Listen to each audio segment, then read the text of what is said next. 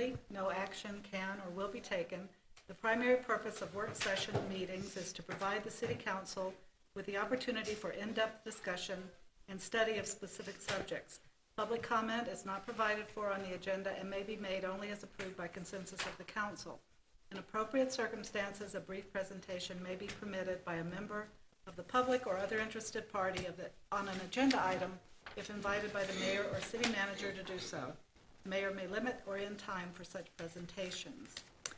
So this evening, we have one work session item, and that is the Veterans Court update. Judge Singer, we're glad to have you. Thank you. Thank you for being here. Well, I appreciate the opportunity to come and speak to you all again. Mayor, Vice Mayor, council members, again, thank you for the opportunity. As you all know, we have a Veterans Treatment Court here in Kingman that we're extremely proud of, and I just think it's important from time to time to come and inform you all about what progress we're making, what we're doing. And for those of you who are new to about what we're doing in the Veterans Treatment Court, we have a kind of a unique presentation that I want to do tonight about showing some of the veterans who have come through the program and everything, and as they've gone step by step and everything. So we'll be going through it with them as they progress through the program, through the Veterans Treatment Court. I guess first thing I'm shocked about is that there's no time on the little clock here, because I've been threatened over and over that if I go over 55 minutes, they're going to just drag me out of here. So I'm shocked that's not on there. But again, very proud to preside over the Kingman Municipal Court, and specifically the Veterans Treatment Court. Of course, 4 years ago when I became your judge, it was very clear to me from the council at that time that if you want to continue to be our judge, you're going to start a Veterans Treatment Court. So I'm very proud to do that. Lake Havasu was the first program that had it in Mojave County, and I think with all the success they had, it was important for Kingman to have its own program. And so I'm proud that my goal was by the end of 2015 to start the program, and we got it up and going on December 9th, 2015, and started with 2 vets. Seems like a long time ago. And as of the end of this month, we'll have graduated 29 veterans in our program. And again, what we like to say, and I get way too much credit for it though, is that those are pretty much, a lot of them help save their lives. And it's because of this program, it's because you all have enabled and allowed me to run and orchestrate this program that we've been able to give back to our community, and specifically our most cherished citizens, which are our veterans. So again, just want to thank you all for continuing to let me oversee this program. And again, we're very proud of it. I've been a lawyer for close to 22 years, been a judge for close to 16 of those, and it's the thing that I'm most proud of in my legal career. So again, I'm going to give kind of some basics about what is a Veterans Treatment Court. And I'm not going to just read to you all night, that'll be boring, but I just want to read a synopsis of a paragraph, because it sums up when we have these brochures that we give out to our participants in the program, people who are interested, and this kind of sums up what the Veterans Treatment Court is. I can't say it any better than what we've prepared here. Veterans Treatment Court is a problem-solving court that's intended to serve veterans struggling with addiction, serious mental illness, PTSD, and or recurring disorders, as well as any other issues the veteran may have, including housing, employment, and education. The court promotes sobriety, recovery, and stability through a coordinated response that involves cooperation and collaboration with the city attorney, defense counsel, the Veterans Administration, and other legal agencies to give each participant the opportunity to be a productive, healthy veteran and citizen. And so, that sums it up, and that's what we're trying to get done. And the question is, why do we have a Veterans Treatment Court? It sounds neat, and everybody always loves to help and give back to veterans. And I want to first play for y'all a video from Justice for Vets, who's kind of the national organization who helps oversee Veterans Treatment Courts and give them the tools that they need to succeed. And there's a short clip in here, and we play this a lot of times in my program that I wanted to play for you all, and it kind of sums up exactly why we need Veterans Treatment Courts here in this country. So if I can get this to play.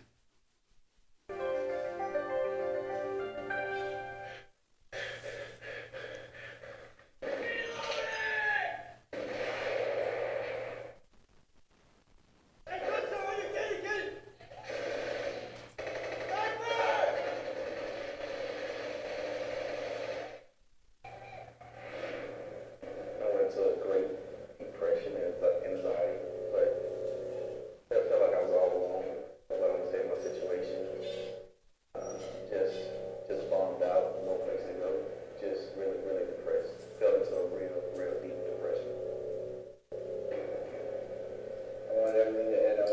revenge on that.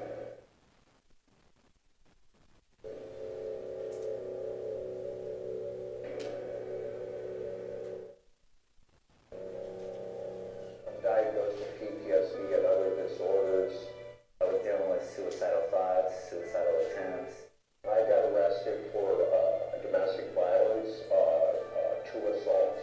I ended up catching my first case, my first legal case where I was looking at 2 years in prison. When I returned home from Vietnam in 1968, I had no idea what post-traumatic stress disorder was. I just thought, hey, everything's normal, and I was drinking a lot. I got into drinking and, and the stuff that goes with that, kind of acting out, being very reckless. I was addicted to drugs, I was drinking a lot, I was making bad decisions, and basically it all caught up with me. My drinking picked up. And pretty much spiraled out of control. And my lowest point was I was homeless. I lived in my truck for 3 months. I got my third DUI, and I ended up in Boone County Jail. I tell a lot of people the hardest part about going over there is coming back home. Reconnecting with friends. Everybody changed over the course of me being gone, and I don't know, I felt like kind of a stranger coming back. The friends you make in the civilian world, although they're really great friends, they're not like the friends you had in the Marine Corps. When you're in the Marine Corps, it's a sisterhood and a brotherhood. One of my really good friends was killed. It really devastated me. I wanted nothing to do with anybody but, crawl in a ball and go drink. There was this young girl, maybe about 16, 17 years old, and she was a cashier. And I saw her, in my mind, wearing a burqa. Instantly, I wanted to punch her. And I remember shifting my shoe left to right, and I tapped on the floor, and I said, this isn't sand, and this isn't dirt, and I'm not in another country somewhere.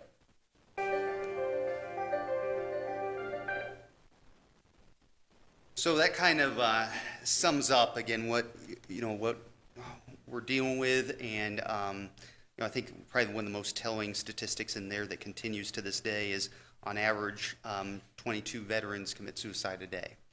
And so what can we do to help combat that? And again, on the front lines here is having veterans treatment courts. Of course, there's a lot of other resources that are available, and we hope that our veterans can take advantage of those. But those who unfortunately go sideways and get into the criminal justice system, then we have these courts and these programs in order to help reduce that number and give back to our veterans.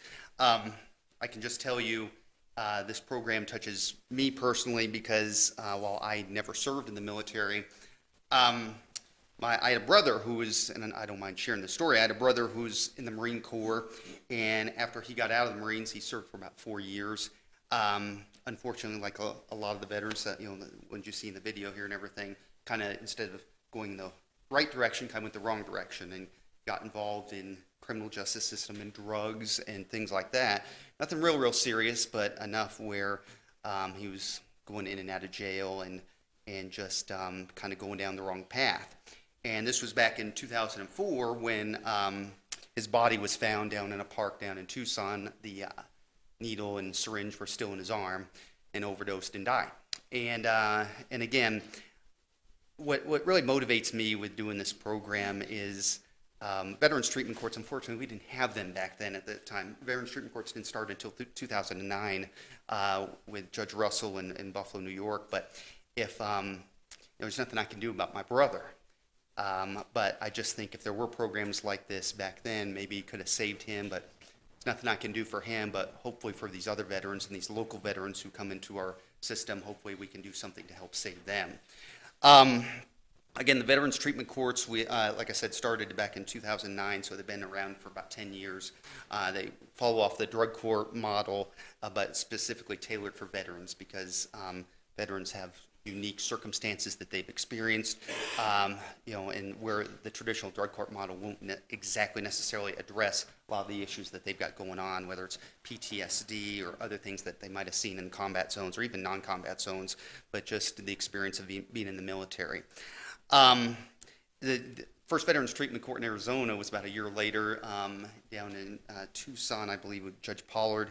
And now Veterans Treatment Courts, we have, I think, over 350 in the country. So it's just grown. It's incredible, the explosion of courts, and I think we're seeing the results that they really do benefit our veterans. And instead of jailing them, let's try to do something else. And that's what we're trying to get done. We're trying to get done here in Kingman with our sister court in Lake Havasu, and now we've got the third court down in Bullhead. So it's a kind of a regional kind of group effort. We try to help one another out, but at the end of the day, it's what are we doing for the vets locally? So the question is, how does a veteran get into the Veterans Treatment Court? Again, unfortunately, if they've picked up criminal charges here in the municipal court, then they're going to end up seeing me. And when the first questions I ask them, whether it's their initial appearance or their arraignment, after getting their name, address, date of birth, phone number, is have you ever served in the United States military? And if they have, then we can identify them pretty quickly. And then we can let them know about the program. Of course, I don't make them just commit right on the spot, but at least let them know we can identify them and get them connected with the program and the possibility of getting them into the program. A lot of times, ultimately, it's up to the city attorney's office because they're the ones who have the carrot at the end of the stick. A lot of times, they'll reduce or dismiss the charges as a part of a plea offer for the veteran to complete the treatment court program. And so a lot of times, that's the incentive they're seeing right off the bat, but they don't realize all the other benefits they're going to get from getting out of this. We're going to get them sober. If they need help with housing, employment, transportation, education, PTSD, mental health, substance abuse counseling, whatever is going on in their lives, we hope that when they graduate from the program, they're in a lot better shape than when they first came into it.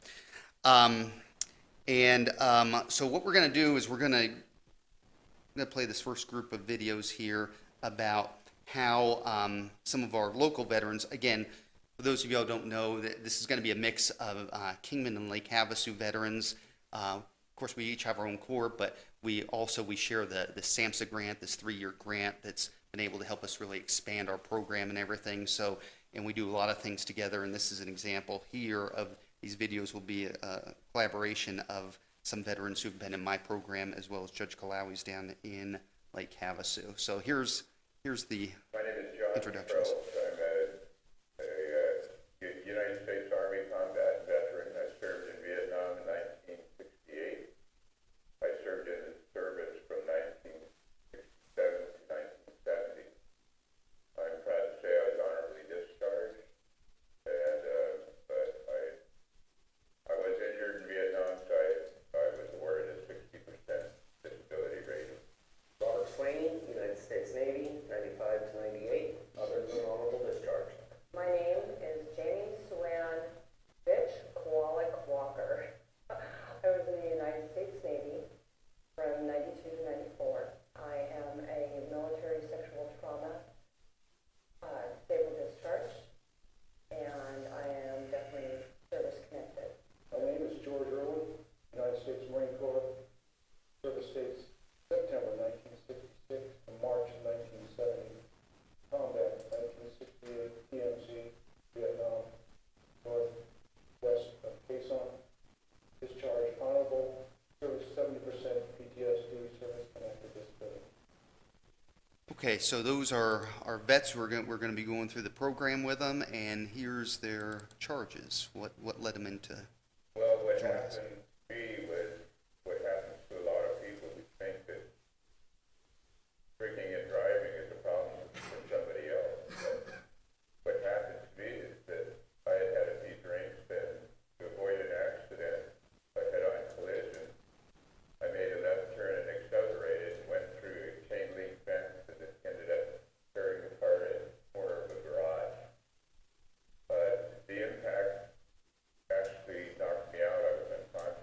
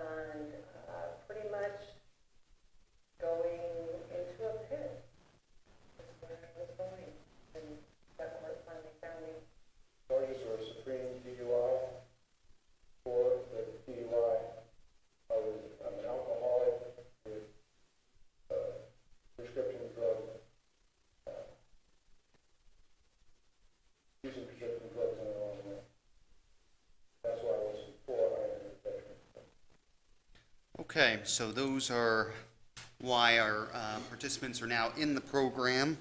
Again, we don't force anybody into the program, but a lot of times it's because of the plea offer and everything that they decide to get into the program. What the program entails is typically, it can be a minimum of 7 months all the way up to 18 months. We may or may not have had more than people in there longer than 18 months, but that's not traditionally the situation. But sometimes, again, there's no cookie cutter veteran. You take them as they come in and try to figure out sometimes that these veterans have a history and lifelong addictions that we can't just by signing a contract and coming into my program we can just snap our fingers and have them in and cure them. So sometimes it takes a little bit longer, and sometimes we understand if they backslide, or I call them speed bumps or whatever in the program. But overall, we're trying to look at this as a marathon, not as a sprint. And so when they come into the program, again, it's not an easy program. People wonder, well, how come these veterans are getting this kind of special or unique treatment or whatever. A regular defendant can just come in, plea their case to me, and be done, and they never have to see me again. These veterans, we have different phases of the program. We have 3 phases. In phase 1, they have to come see me twice a month, and the other 2 phases, they just come once a month. But the standard rules when they're in the program, which is pretty much uniform across the board, they can't commit any criminal offenses, they can't leave the state without my permission, they have to appear at their court appearances unless I excuse them, they have to inform us of any change of address or employment, they're not to purchase, possess, or consume alcohol or illegal drugs, they're to attend counseling regularly, and do random UA testing. And usually they have to call in. We use the task service. They have to call in every day, and if it's their time to go test, that's what they have to do. Some others, we have unique situations where for some of them, we have a monitor that they take home. They just blow into it. It signals about 5 times a day that they blow into it. Or some of them have the drug patch, or some of them have the ankle monitor. But whatever, we're going to be testing them one way or another while they're in the program. Also, because of the grant that we're on, a way of kind of giving back is they have to perform at least 5 hours community restitution, community service a month. And we try to do events and try to do things that are veteran related, but at the end of the day, that's also a mandatory requirement. So that way they're kind of giving back. But I also like the community service events too, because that way they're sort of building their camaraderie and getting to be with one another and everything, kind of like when they were in the service and everything. So again, like I said, the different phases of the program, when they first come in, they're in phase 1. We're seeing them twice a month. We're testing them. We're monitoring their progress. And it's usually in phase 1 that if there's going to be issues with them continuing to use alcohol or drugs, we're going to see it. But they have to be 30 days sober before they move on to phase 2. And that has to be a minimum of 90 days. Phase 3 is a minimum of 90 days. And then when they get into phase 3 is when we give them their graduation date. So they've got sort of that light at the end of the tunnel, and they know when they're going to be graduating. And there's been a couple times I've had to pull the graduation date because, unfortunately, when we thought we're right there and we're ready to graduate and they're in phase 3, they kind of backslide. And I'll tell you one thing, in my program, if you've seen we have a beautiful display in the courtroom it's called our Wall of Honor, and we have our veterans graduates up there. I'm not going to just put anybody up there just for the heck of it. You're going to earn it. It's a beautiful display, but I want them to know when they've made it up there, they've earned it, and I'm not going to just put somebody through. I mean, there may be other programs that, I don't know how they do it, but I just know if you earn that way up there and you earn your graduation, then we're gonna trust you. And it's also because a side point, I'm going to get to this at the end, is about our recidivism rates. That's the success of these kind of specialty courts, and especially a veterans court, is you don't want them going out there and reoffending and everything. So if I've got some red flags, no matter what phase they're in, you're not graduating until I can feel convinced that we're not going to be seeing you in the criminal justice system again. And again, there's no guarantees of that, but if you're confident in that and you've done everything you can and they've done everything they can, then I'm proud to graduate them, and it really seems to mean a lot to them. I'll tell you, I kind of brought props here, but kind of things that we're proud of that we started here in our program. We have these dog tags that we give out to the veterans. When they first get into the program, they're given the camo dog tag that says Courage, Kingman Veterans Treatment Corps. When they complete phase 1 and get into phase 2, they're the white dog tag that says Commitment, Kingman VTC. And then when they get through phase 2 and we're ready to give them a graduation date and get through phase 3, again, that's a 90-day period in phase 3. They get the red, white, and blue dog tag that says honor Kingman Veterans Treatment Corps. And I'll tell you, you see these things, and it's like, silly little props or whatever. I'll tell you early on why these things really hit home. I remember one of my first vets, who may or may not have been on that video, I remember seeing him, and we give him the first dog tag. And he comes to court the next time, and I see him, he's standing before me, and I don't know what they do with these dog tags and everything, and we just started this program, and he's proudly wearing the dog tag out. And I say, well, sir, I'm glad to see you're wearing the dog tag. I say, well, you seem to be very proud of it. And he says, I served in Vietnam, and this is the only medal I've ever earned for serving in the military. So, I mean, when you hear something like that, and that it means just so much to them, that think you're making a difference and everything, and sort of being able to give back and hopefully making a positive impression. When they're in the program, what we do is Vet Court is twice a month on Wednesday afternoons. In the mornings, I have a staffing team that I oversee, including myself, our prosecutors, our defense attorneys, my Vet Court program coordinator, my court administrator, the counselors, our probation office. Trying to think, I'm sure I'm missing one or two. Law enforcement.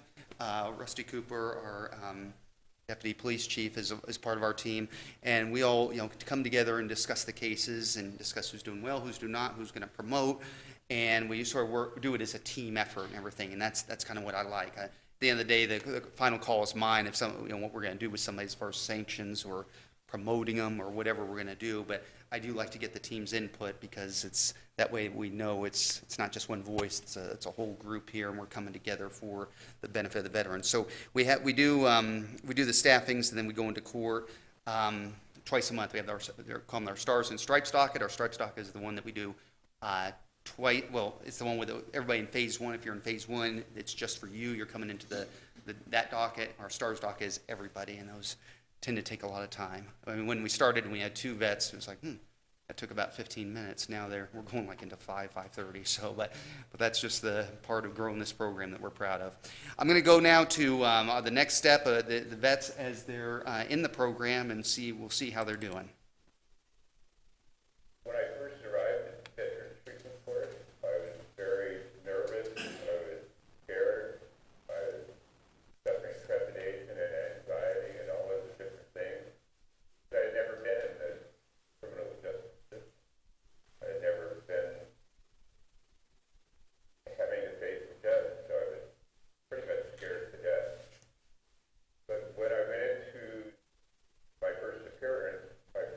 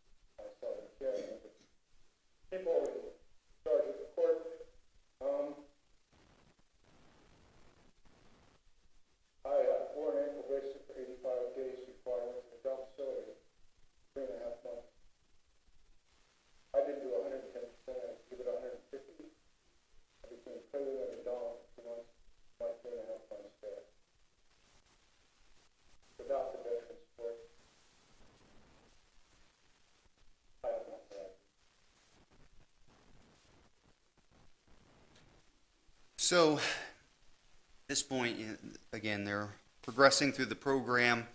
And another aspect of the program that we're really proud of is the mentor program. Each one of these veterans, as well as now every veteran who comes into our program, we assign them a mentor, a volunteer. It has to be a veteran, a fellow veteran, who comes to court with them. We put them through some very specialized training, first aid, mental health aid for veterans, as well as some in-house court training that we do with them. So it's not like we just see a veteran and say, oh, you're a mentor. No, they really have to put a lot into it, and again, volunteering their time to do that. But I have found the mentor aspect of the program to probably be the most critical part of it, because especially early on when these vets get into the program, they just want to give up and say, I've had it, blah, blah, blah. Well, they have this mentor there, and the mentors are there when I hold court proceedings. They typically have their lawyer on one side, and they have their mentor right on the other. And so whether I'm going to be giving them good news or bad news or whatever we're doing, that mentor is going to be there with them. And we call them their allies, their battle buddies. And so it's been a incredible aspect of the program. As a matter of fact, I'm in a unique situation, and when I go to the national conference, I kind of brag about this, and I think I'm the envy of a lot of judges. I have more mentors in my program than participants, and that doesn't happen very often. That's I don't know too many other courts who have that. So right now, I think we have between 35 to 40 mentors in our program, and so I'm very, very proud of that. They come to court, and they're identified. We have mentor badges for them. The Kingman Veterans Treatment Court, with our phrase that we live by in this program, leave no veteran behind. And it's been great, because when they're out of court, they go, they have a cup of coffee with them, they go breakfast with them, whatever they want to do with them. And they just really helps build up that relationship and build that bond. And what I've been proud of, too, is with our graduates and people after they've gone beyond the program, they still have that connection. It's like a lifelong connection that they have with their mentor. We try to team them up as best we can with branch of service, similar age, similar experiences. We try to do our best, and I guess fortunately we have so many mentors, and we're so grateful for them that we can be kind of picky and choosy in that area. So, on a side note, something I think Kingman should be very proud of on that aspect. That video was from Justice for Vets. Again, they're the national organization who oversees the Veterans Treatment Courts. Kingman was selected with the Justice for Vets. They put on a boot camp at the national conference where you have mentors and mentor coordinators who go and they travel. This year it's going to be Washington, D.C. Last year was Houston, and travel. And it's quite expensive, just the travel and the cost of attending the conference and things like that. And they put them through a quote-unquote boot camp to get them trained per Justice for Vets standards and everything. Well, I put in for it at the end of last year. I just thought, what the heck? I saw an email that came across that said they're going to do, very few select courts to be awarded that they'll come do the boot camp for us.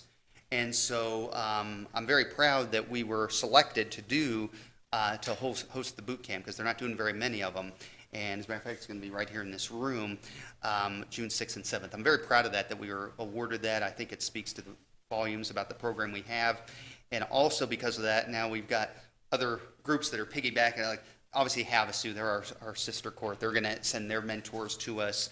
Bullhead City, they're going to send their mentors to us. And then I got an email from Justice for Vets saying, can we expand a little bit further?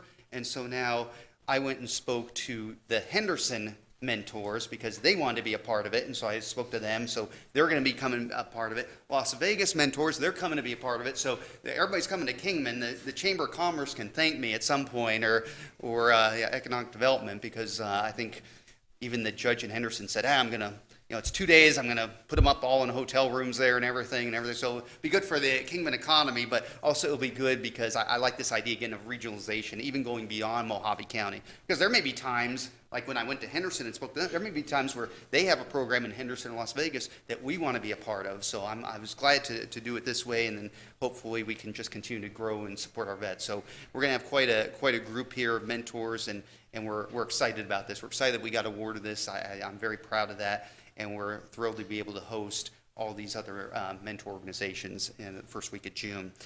One of the vets talked about one of my special events that we do, the hikes and picnics. We do that like twice a year. We just did one last month. I think we can only handle twice a year because it's a big undertaking.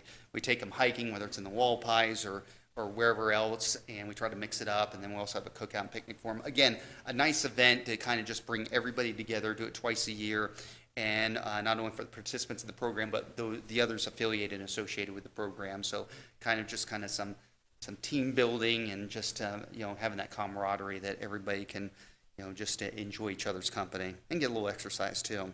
As we've had the Veterans Treatment Corps, another aspect we have is, we have so often that veterans come to us and they say, hey, you have this program, I heard you own these services, I think I need some counseling, I've got some PTSD issues, or I heard you can help with housing, or you can help me get a service dog, or whatever the issue may be.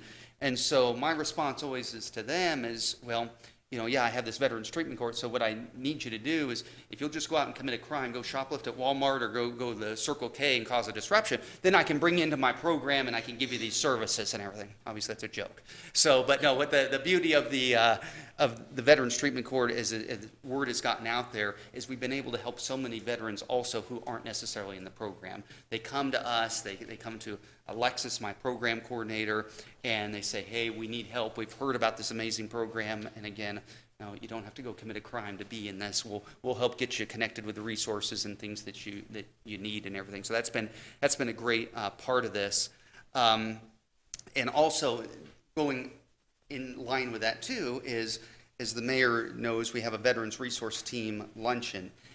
What we've done when we started the Veterans Treatment Corps, and I like to say I came up with this idea on my own. No, I stole it from Lake Havasu. But what they had down there was they had a Veterans Resource Team, which is, there are so many organizations here that want to help veterans, but the left hand doesn't know what the right hand is doing. And so they never all came together to realize, hey, we can do this for veterans, or hey, we have this event going on, or whatever else. And so what we're able to do is, and I'm again grateful for the city and the council for letting me do this, is we have a VRT, we call it VRT luncheon at the courthouse once a month. And so that way, all these different organizations can come together and network and say, hey, yeah, we've got all this going on for our veterans. True, selfishly, it does benefit the veterans in my program, but also it helps all veterans locally and everything. And an aspect of that, we found that VRTs, it's always good to keep them focused and have a project. And so right now, our project is the Mayor's Challenge to End Veterans Homelessness. So the team is, and the group is really focused on that right now. And again, just want to thank the mayor for coming and spearheading that and being a part of our VRT and everything. But anybody's, we're more than welcome to come and join us. And it just keeps growing and growing and growing, which is wonderful because there are a lot of resources out here in Kingman, in Mojave County, but a lot of people just don't know about them. So doing this it's been wonderful to be able to spread the word. As far as expanding and spreading the word that way, again, as our program has expanded, and we've been able to work together with Lake Havasu, we got that SAMHSA grant, a close to a $900,000 grant, which has been able to help us expand our program, help Lake Havasu. Again, I think if we went after it individually, we weren't going to do it, but doing it as a team and everything, we were able to do that. Now, technically, Havasu oversees the grant, but we're just as much a part of it. That's been a wonderful aspect of it. So, been able to do that, and also because I presented to you all previously about the ability to bring in justice court cases. Because we have this grant and we're able to bring in cases from the justice court, it always has seemed completely ridiculous to me that you can have a Kingman resident who, because they decided to, instead of getting their DUI right here on Beale Street, they get it out in Golden Valley, that they can't become a part of the program when they need it just as much, and they're a resident anyway of Kingman. So that's been great that we've been able to expand the program because of this grant and take in justice court cases too. I know, David and the prosecutors up there have been very supportive of it, and we've got quite a number of cases there, and it's helped us just grow our program. So Havasu does it with their justice court too, and we're proud to do that because, again, the bottom line is we don't need to get so territorial. We just need to help as many veterans as we possibly can. So that's been great. And then also, again, sort of giving back, Havasu was so influential in helping me get this program started that I'm proud that I've been able to do that for Bullhead City too and help them get off the ground. Their program's slowly growing and everything, and so just continue to give back, and hopefully Bullhead can do next for whoever else is the next program that comes on board. So, okay. When the veterans, again, finish the program, again, we don't just hand out graduations like candy. You got to earn it. Graduate them. Again, the quickest has been 7 months. Average is usually 9 to 12 months. Some just had one. It took me about a year and a half, but we got through it. We're very proud of it. What we do is the last sort of token they get is they get this graduation coin donated by the Arizona Veterans Hall of Fame. Coins are as I've learned, coins are very important, especially in the military and everything. And something like this, you should see when the vets' eyes light up and I give them this graduation coin. I know they treasure it, and it's something that, I tell them, hold on to this because, you've earned it, and it's a memento of keeping sober and sticking to it and everything, and it really means a lot to them. Graduations are a neat deal, and again, I invite all y'all to come. Our next graduation is going to be 2 weeks from tomorrow, May 22nd at 1:30. Usually not a dry eye in the house. I know I've had several of you come and be a part of it. And when we hear the veterans come up there and say, you all saved my life, it really means a lot. And just want to, it's a neat deal. I'm grateful to Kingman Police Department. They always provide the color guard there. We have the colors, and we kind of make a big deal out of it and everything. So I'm always so grateful for them doing that because we've been having graduations about every month, and it really means a lot to the veterans, and we try to make a big deal out of it. Okay, let's wrap up here as our vets are finishing up with the program. My thoughts on completing the Veterans Court is that it was a long process. I couldn't wait for it to be over. However, it was a very positive experience for me, and it changed my life.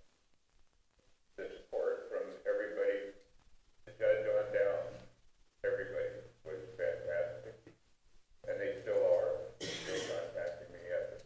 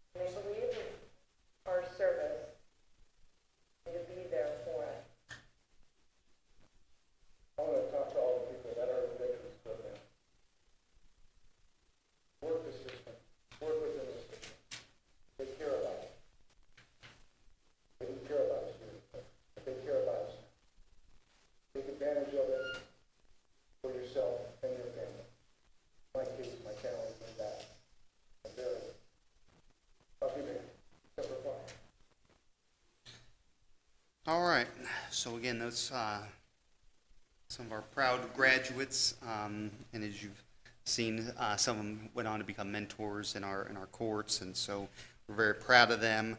The bottom line is numbers tend to answer the questions of whether these programs work. Again, there's different specialty courts throughout the country, drug courts, DUI courts, things like that. Veterans treatment courts have the lowest recidivism rate around. Havasu has had their program going a little bit longer than us. Their recidivism rate is very low. Mine was at 0%. Unfortunately, we had one reoffend. It's going to happen the more numbers that you grow and everything, but still, I'm still proud of our recidivism rate, that our vets for the most part are not going out there and reoffending, and I'm very proud of that, and they're going on to become productive members of the community and continue to give back, whether it's as a lot of them come back as mentors or in other capacities. And so we're just very proud of them, very proud of the graduates, and very pleased with how this program has taken off here, as we're about 3.5 years into it. So that is about all I have. 5:48. I got it before 5:55 as I was threatened. So I'm proud to be done in time here. And I don't know if anybody has any questions or comments or. Any questions, comments? Certainly. Judge, I think as a newly elected official, we were actually being taken on a tour. I think it was graduation day, if I remember right. Wasn't it about 4 or 5 months ago? Very busy day at the courthouse to come see You us. were Yes, you yes. were running around crazy. Yes, yes. But that was a great day. How often do you have graduation days, for example? Different programs do it, and maybe they're trying to convince me to do it like more on a quarterly basis. I do them when they're ready to graduate. So we do them, right now we're doing them once a month. Really? So I figure they've earned it. And so right now we're doing them once a month. I've got one graduation scheduled in May.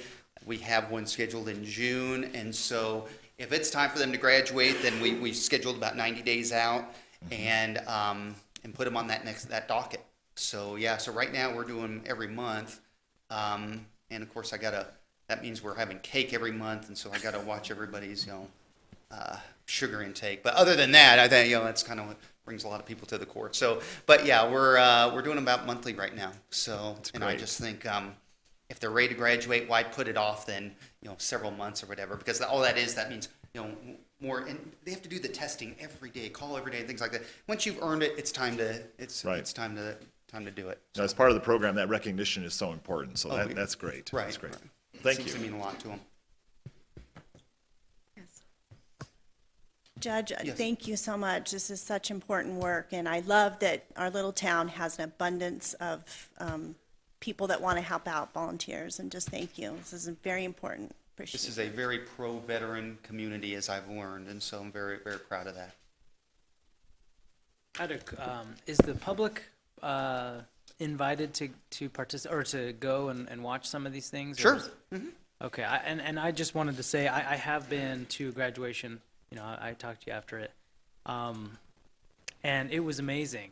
I mean, you're right. There really wasn't a dry eye in the courtroom. It was so great to see the impact that the program has had on the participants. So I really would encourage anybody to go and watch it. It's very inspiring.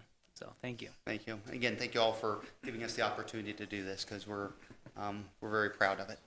So. Judge, I just want to thank you for your passion for the program. I think it inspires the whole vet team.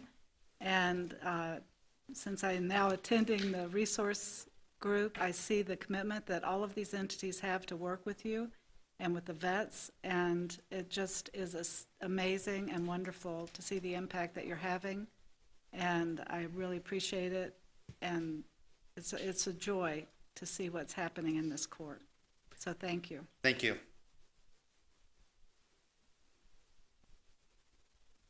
Okay, and I think we finished with 4 minutes to spare. All Judge. right, I did good. I think you did real well. Thank you. Thank you. Since that is our only work session agenda item, I would entertain a motion to adjourn. I move we adjourn the work session. Second.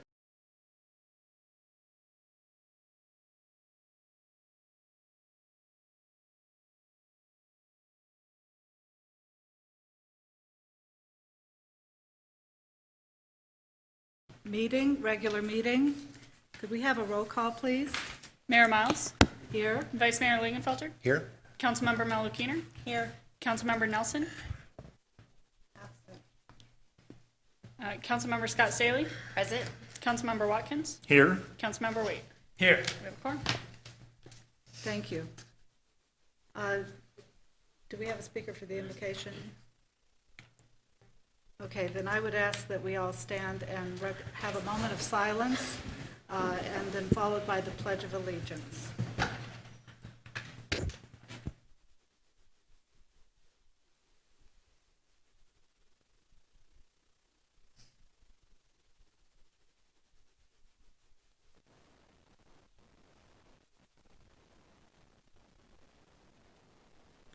Thank you. Please join us in the pledge. I pledge allegiance to the flag of the United States of America and to the republic for which it stands, one nation under God, indivisible, with liberty and justice for all.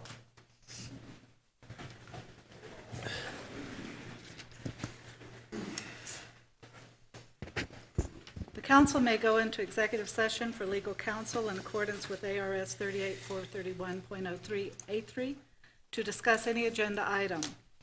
The following items may be discussed, considered, and decisions made relating thereto.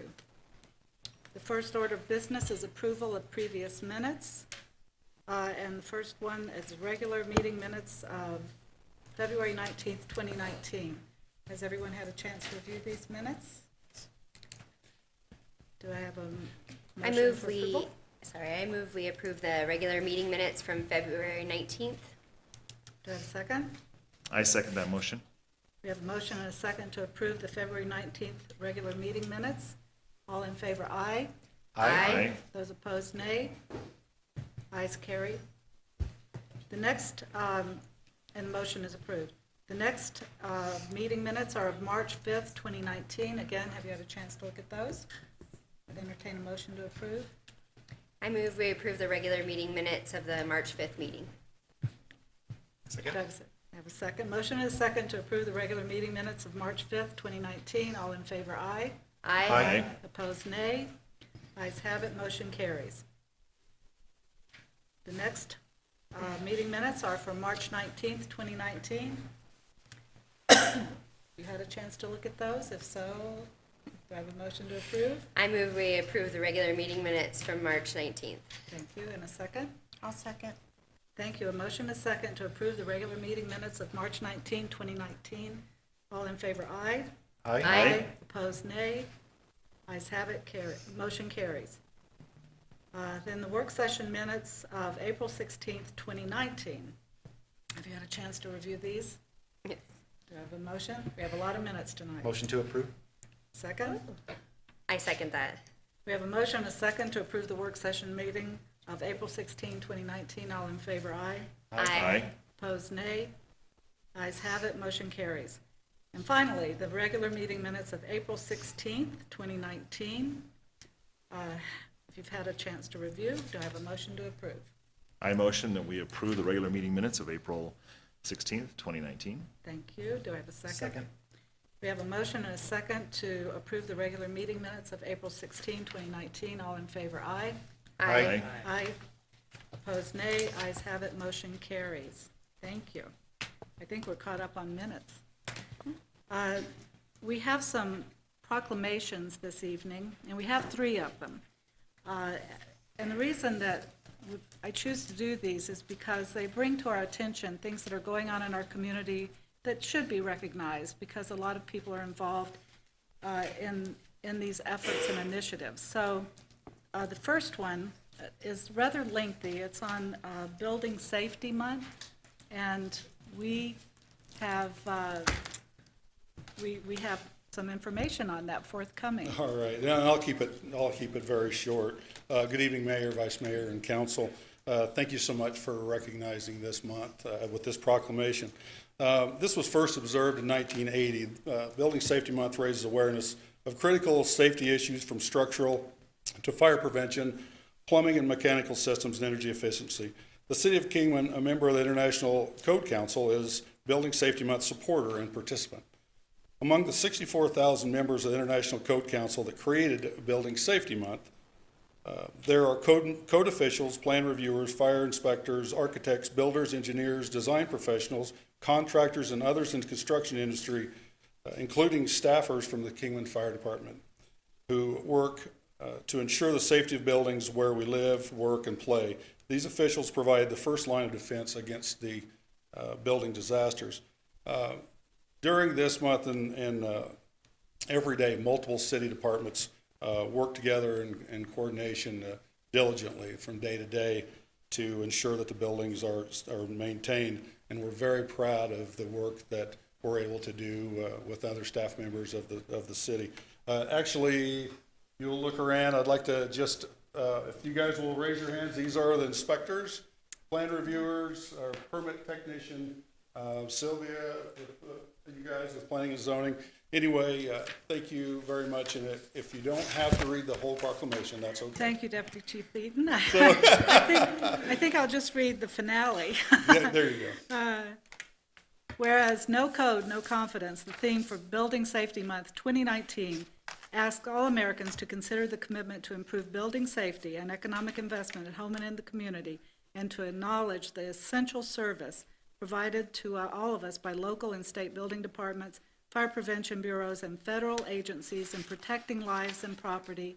Now therefore, I, Jen Miles, Mayor of the City of Kingman, do hereby proclaim the month of May to be designated as Building Safety Month. Accordingly, I encourage our citizens to join with their communities in participation in Building Safety Month activities. So thank you very much, and thank all of you for the work that you're doing to keep us safe. Thank you very much.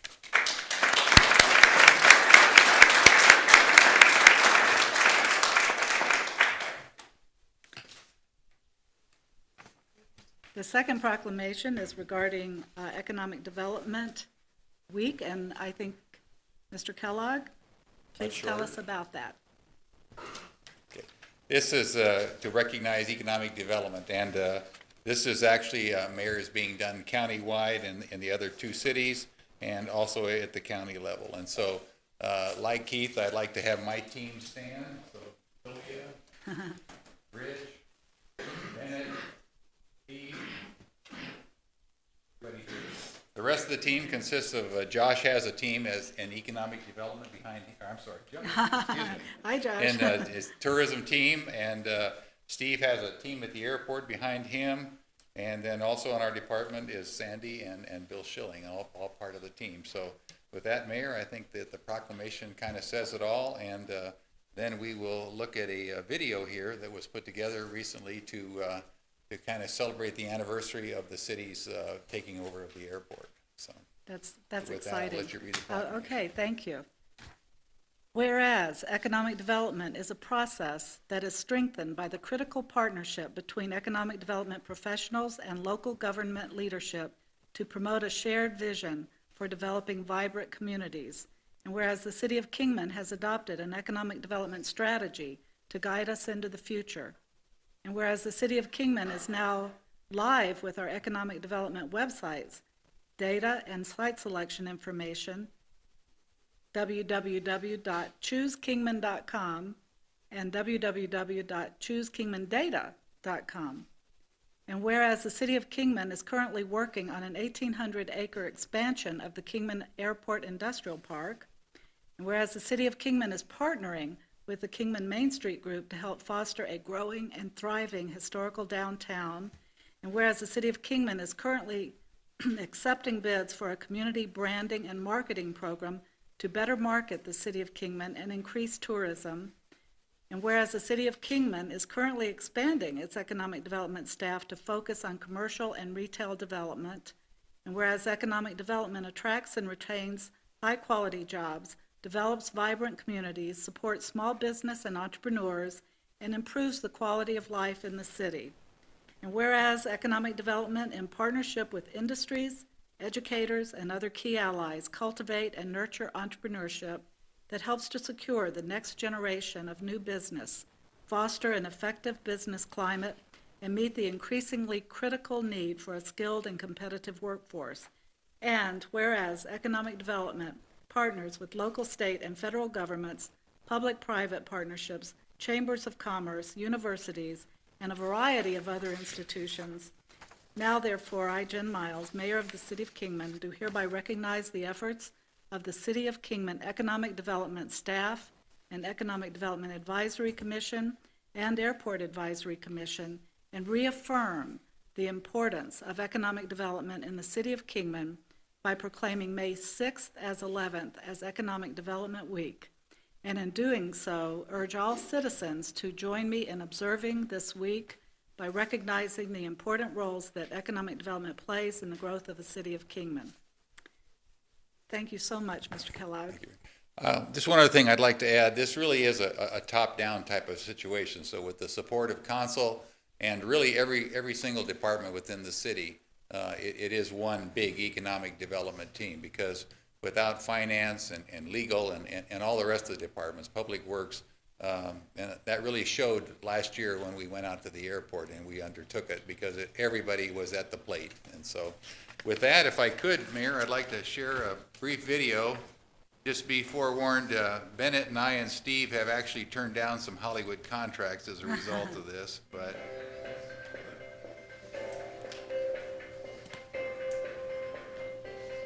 The City of Kingman and the Economic Development staff are very excited about bringing you a first-hand look at the Kingman Industrial Park and the airport since the city's takeover of management starting in May of 2018. From a World War II United States Army Air Force training facility and aircraft disposal yard to a growing and thriving industrial park in northern Arizona, the Kingman Industrial Park is primed for growth. Our industrial park is home to over 65 businesses, 2,500 employees. Kingman Airport provides a unique mix of aviation business and aviation enthusiasts. The Kingman Economic Development Department has taken a hands-on approach when it comes to working with businesses at the industrial park. We are also continually looking for ways to improve the park's environment. The City of Kingman has invested in landscaping and signage to improve the visitor's visual experience. We placed over 166 tons of landscaping rock in various areas around the park. We've also made it a priority to minimize the growth of weeds with regular maintenance and spraying of the airport city facilities along Mojave Airport Drive, the main entrance, and mowing around the airport itself. The Kingman Industrial Park sees an extensive amount of commercial and non-commercial traffic. The park averages almost 10,000 inbound and outbound commercial vehicles and 27,000 non-commercial vehicles. There are 5 areas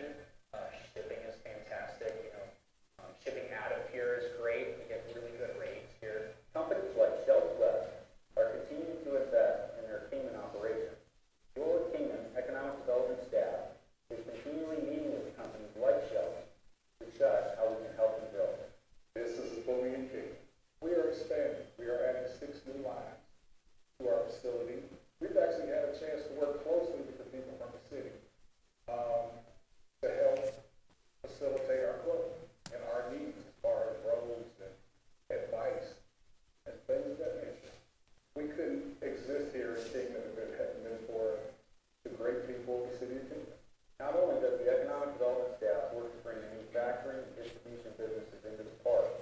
They also play an important role in growing another one of Kingman's targeted sectors, the aviation industry. The City of Kingman Airport Manager, Steve Johnson, works closely with our aviation businesses and our aviation tenants on a daily basis. Over the next 5 years, we have approximately $20 million worth of federal and state grants that we plan on leveraging for runway improvements, taxiway improvements, apron improvements, and other improvements here at the airport for aviation.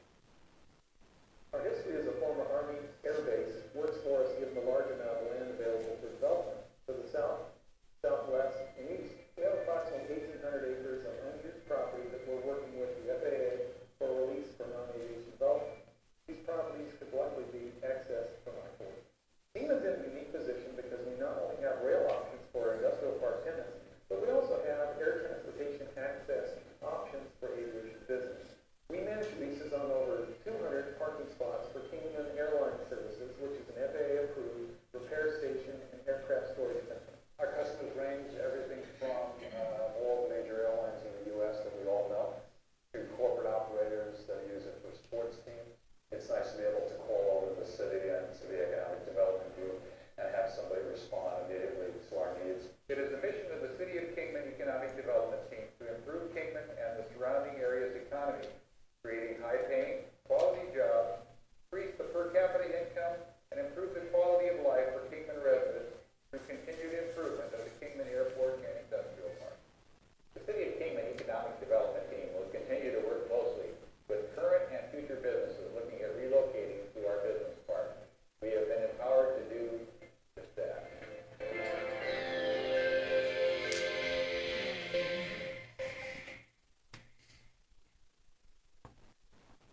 Thank you. Thank you so much, and thank you and the team.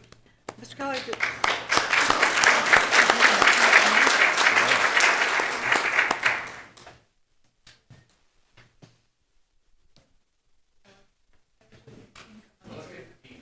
First Deputy, I'm sorry.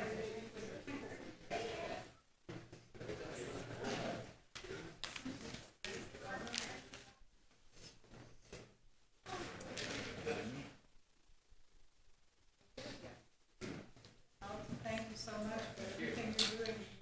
Okay? It's working. It's the team.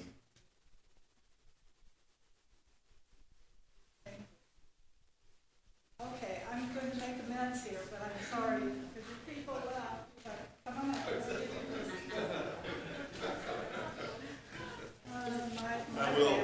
We'll airbrush him in. What's this? We'll airbrush him in. Yes, if you would, make sure I have the right one. This one. Sorry. Okay. The city of Kingman. You and all your staff, thank you.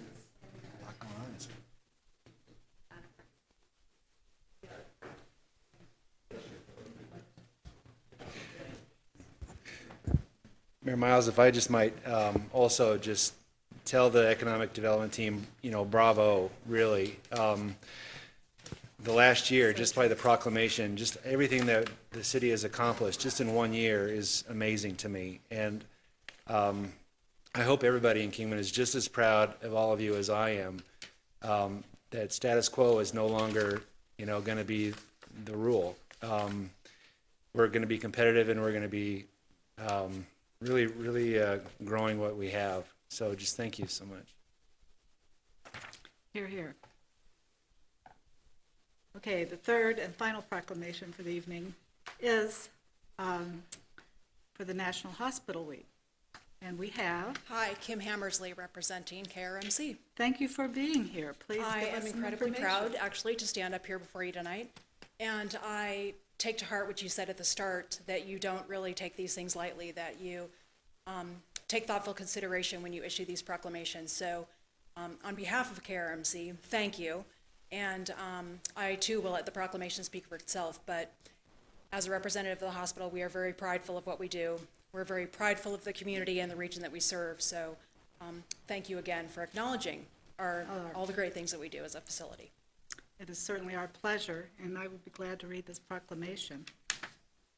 Whereas National Hospital Week is May 12th through May 18th, 2019, and this year's official theme is Celebrating Hope and Healing. And whereas the mission of Kingman Regional Medical Center is to serve our community with compassion and commitment, and whereas the vision of Kingman Regional Medical Center is to provide the region's best clinical care and patient service through an environment that fosters respect for others and pride in performance. And whereas the hardworking team at Kingman Regional Medical Center is comprised of over 295 physicians, 1,640 employees, and 150 volunteers who merit recognition and appreciation for keeping our community healthy. And whereas National Hospital Week provides an opportunity to thank all of the dedicated individuals, physicians, nurses, therapists, engineers, food service workers, volunteers, administrators, and so many more for their contributions. This celebration serves as a reminder that hospitals are the foundation of our community to serve people from all walks of life. And whereas Kingman Regional Medical Center works with many other health and social service stakeholders in the community to form partnerships for a healthy region, therefore I, Jen Miles, Mayor of the City of Kingman, do hereby proclaim the week of May 12, 2019 as National Hospital Week in Mojave County and urge all citizens to show appreciation and recognize the vital role that hospitals play in our communities and healthcare delivery system. And I thank you so much for being here and being able to accept this proclamation and for all the contributions that your medical center provides to our community. Thank you.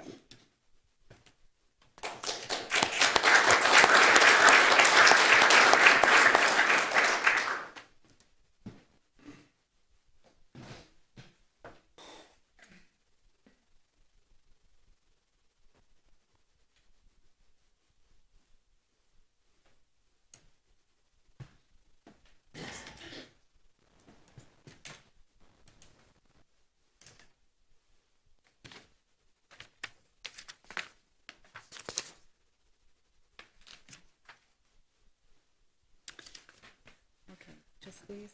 It's two, I believe. Next order of business is call to the public. Those wishing to address the council should fill out request forms in advance. Action taken as a result of public comments will be limited to directing staff to study the matter or rescheduling the matter for consideration and decision at a later time.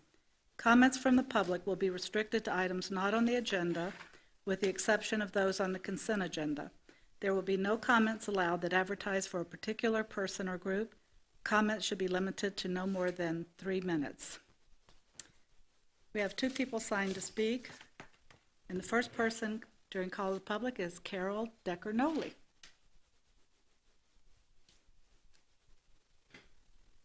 My lucky day.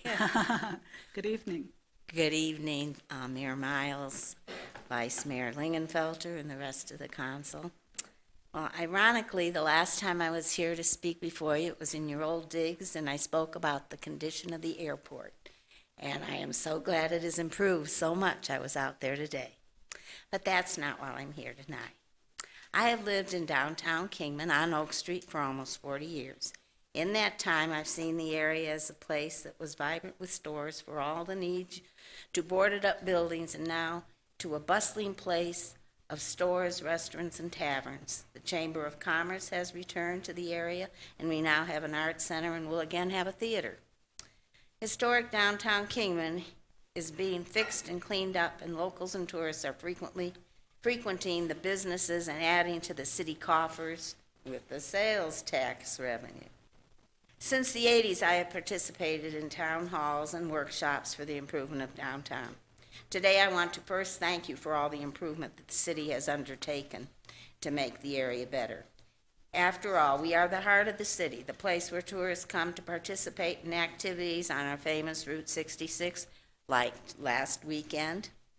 And on that very street in the center of downtown is a historic structure that means a lot to Kingmanites. It has not served the purpose of what it was intended to and what it did in the past, which was a hotel where some famous people stayed. When I moved here, it was used as a house for some local men. When the owner died, his niece inherited the structure, and she cleaned up some of the rooms and made them into small boutiques and ran the Nighthawk Saloon in the famous hotel, until the city said she had to close it for various problems with the structure. This building has sat idle for at least 25 years. I had occasion to walk by the structure. Am I done already? 30 seconds. Oh. Well, a week or so ago. It is an eyesore and disgusting, and in the past, some people have helped to clean it up the lot next door to the deal. The lot has been paved, so we don't have weeds and trash, and we have a huge rabbit there now. I made a plea to the Route 66 Association to fix the front of the building and the side of the building that faces 4th Street, only the owners won't let them. I have been told that the owners intend to not put it up for sale and not to put a penny into repair. The state of the building hinders progress of the historic Route 66. The only recourse we have is to come to complain and have it condemned and tear down. Yes, I said tear it down. No one's hitting me. And make a parking lot.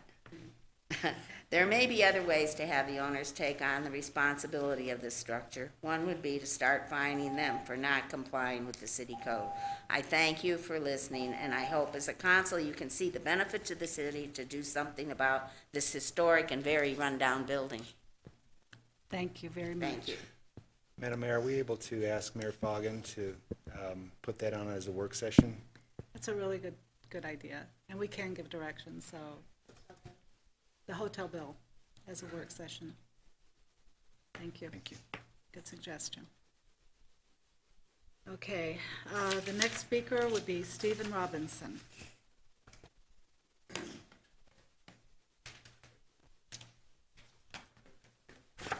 Good evening, Mayor, City Council. I'm Stephen Robinson.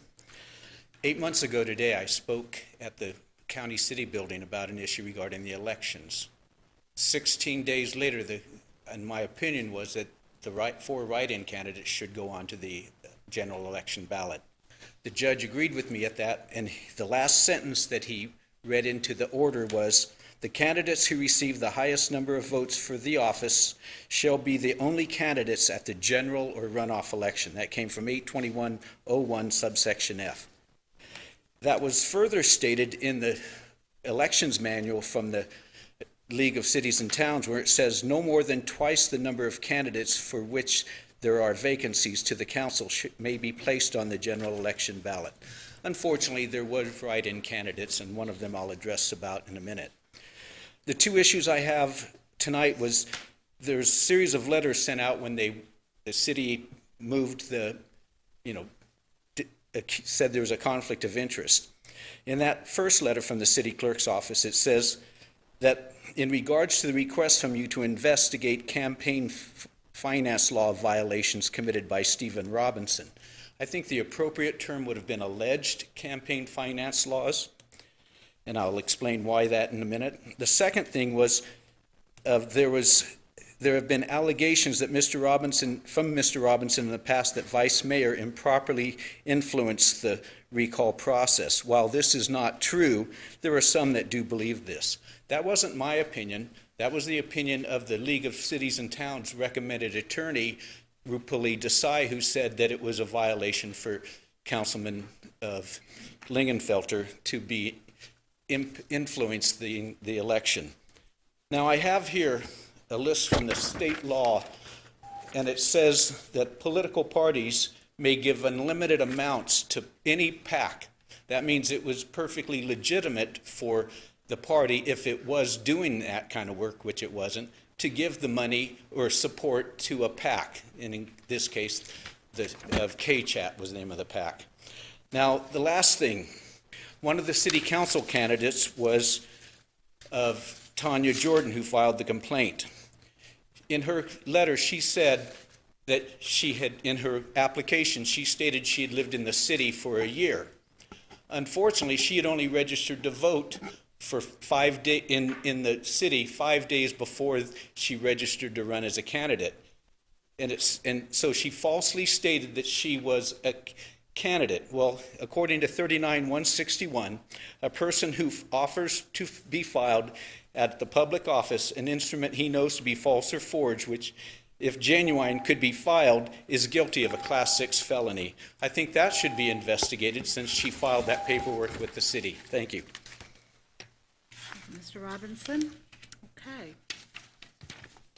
Is there anyone else who would like to address this? Madam Mayor, I filled out an application. Okay. That's on the fire district. Oh, fire district. Wait a minute. It's 5A, this is regular. Mr. Virat, we have you down as an agenda item 5A. Okay, I have other business, I'm sorry, so I can't speak on that. Pardon? At this time, can you speak On the IGA? Well, I'm not actually speaking on the IGA, I'm rebutting things that were said at the last meeting. I'm rebutting. We generally don't allow, or items that are on the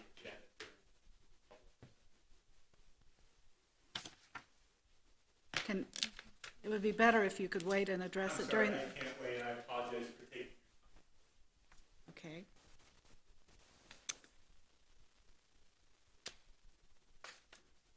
Is there anyone else who would like to speak and call to the public? Hearing no one, we'll continue with the consent agenda. All matters listed here are considered to be routine by the City Council and will be enacted by one motion. There will be no separate discussion of these items. If discussion is desired, that item will be removed from the consent agenda and be considered separately. Are there any items that the council would like to remove from the consent agenda? Item K, please. Okay, are there any other items? Madam Mayor, I'd like to remove items B, C, D, and E. Okay, any other items? Okay, I would entertain a motion to approve the consent agenda, items A, F through J. And that's it. Items A and F through J. Motion? I'll second that. We have a motion and a second to approve consent agenda items A and F through J.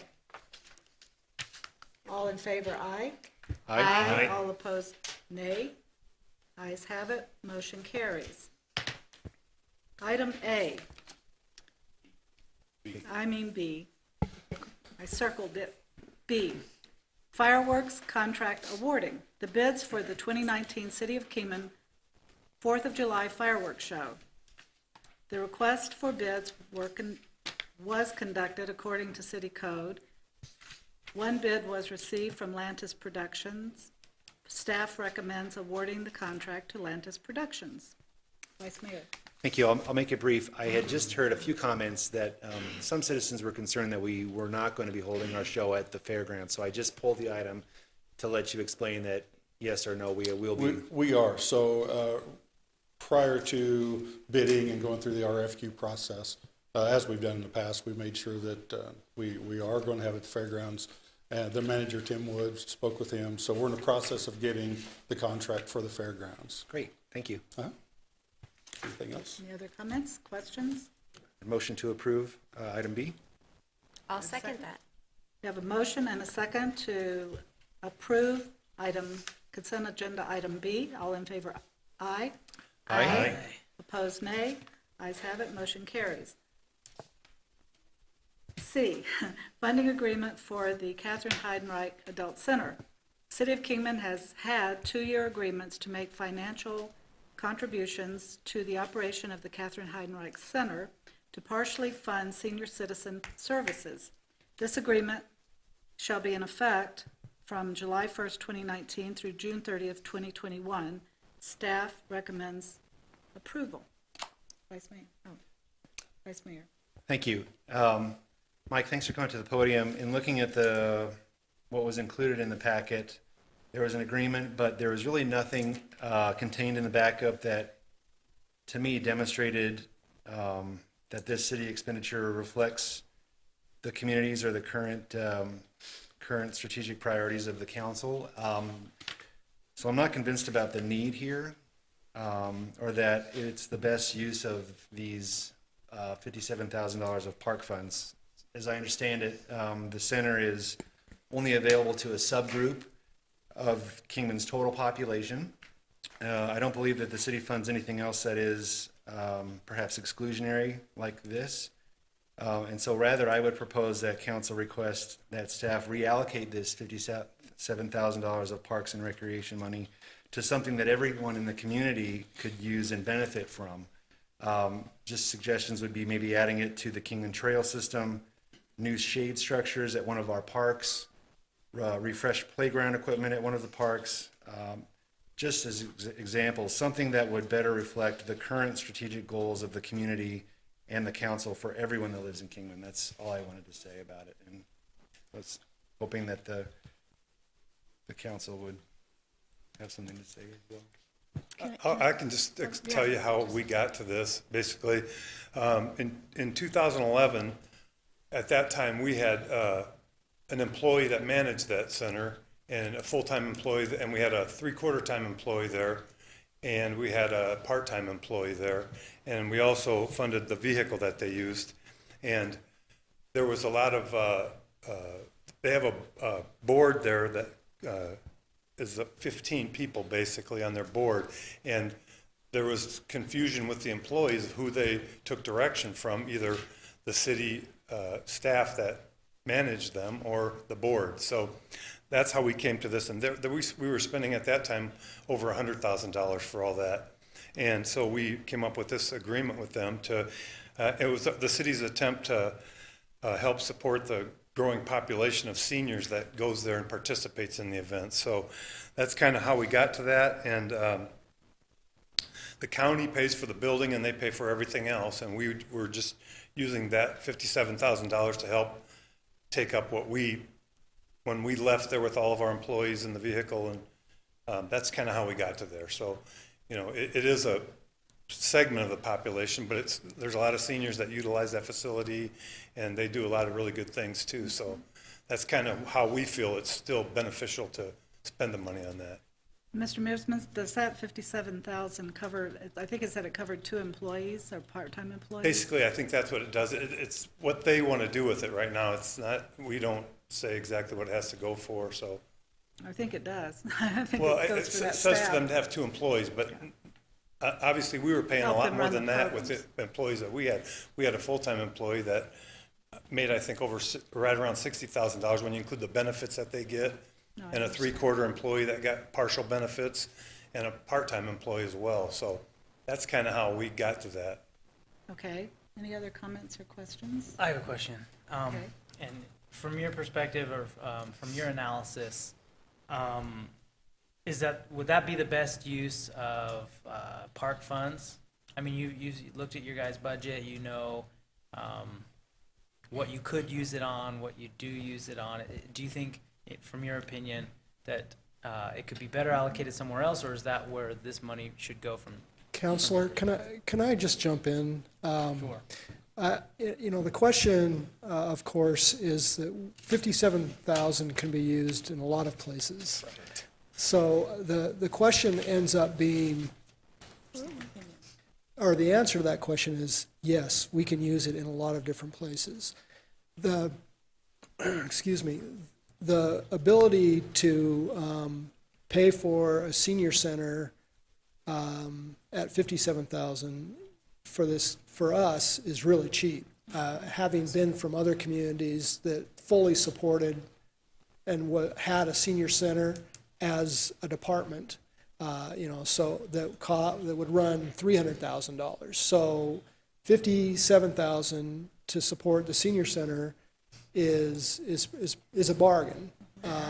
But the answer to your question is, yeah, we can put the money in lots of different places, and you know, it depends on what the priorities, as Vice Mayor has pointed out, but also recognizing that Parks and Rec, it is interesting how Parks and Rec usually gets associated with senior programs and senior centers.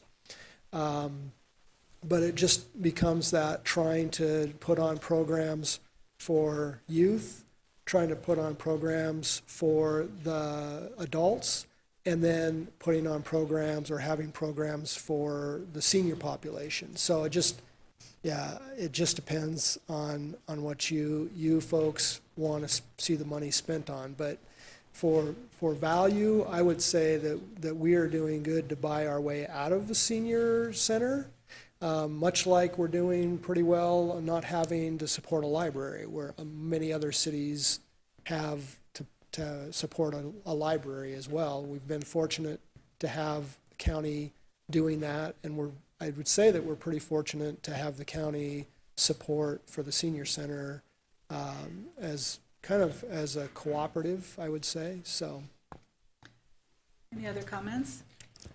Yes, look, first, Councilman Go ahead, Watkins. ladies first. Okay, Okay. thank you.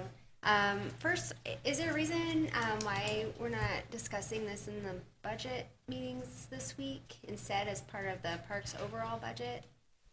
this is just an ongoing contract that Okay. that's due. Okay. It's built in the budget and has been built in the budget since. In the, okay, so it's already in the Councilman budget. Watkins?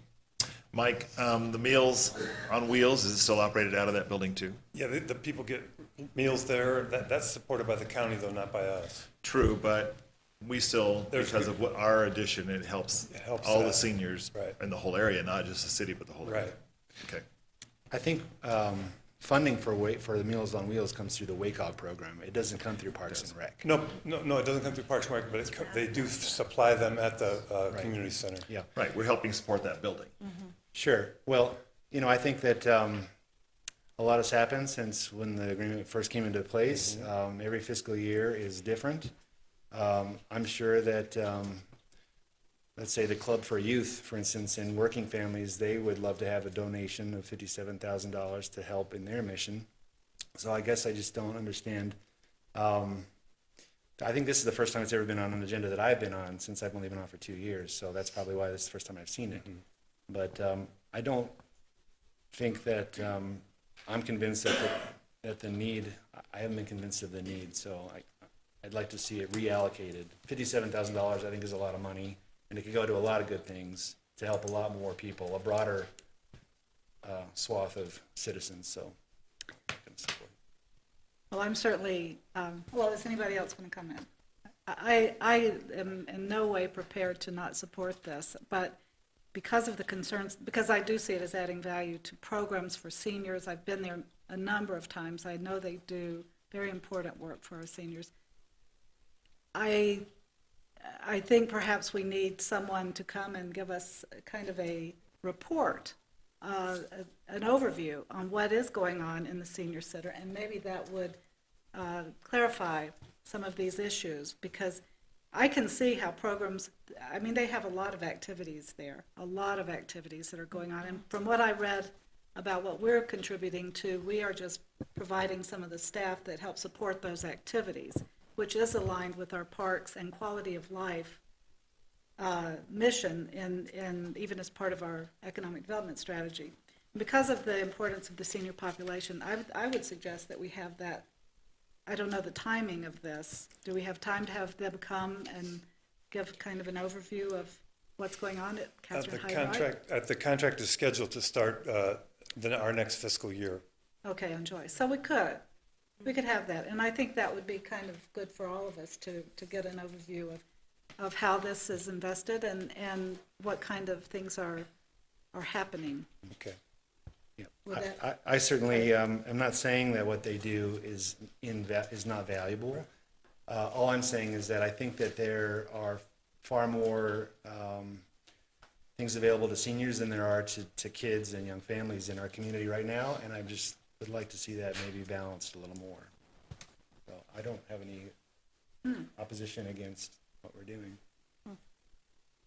Just a Go ahead. just a quick comment. I mean, one of the reasons I gave that question earlier is just to see what staff's opinion is. You know, you guys know the budget pretty well, and you know your own allocation of funds, you know where things should go, and I trust your assessment.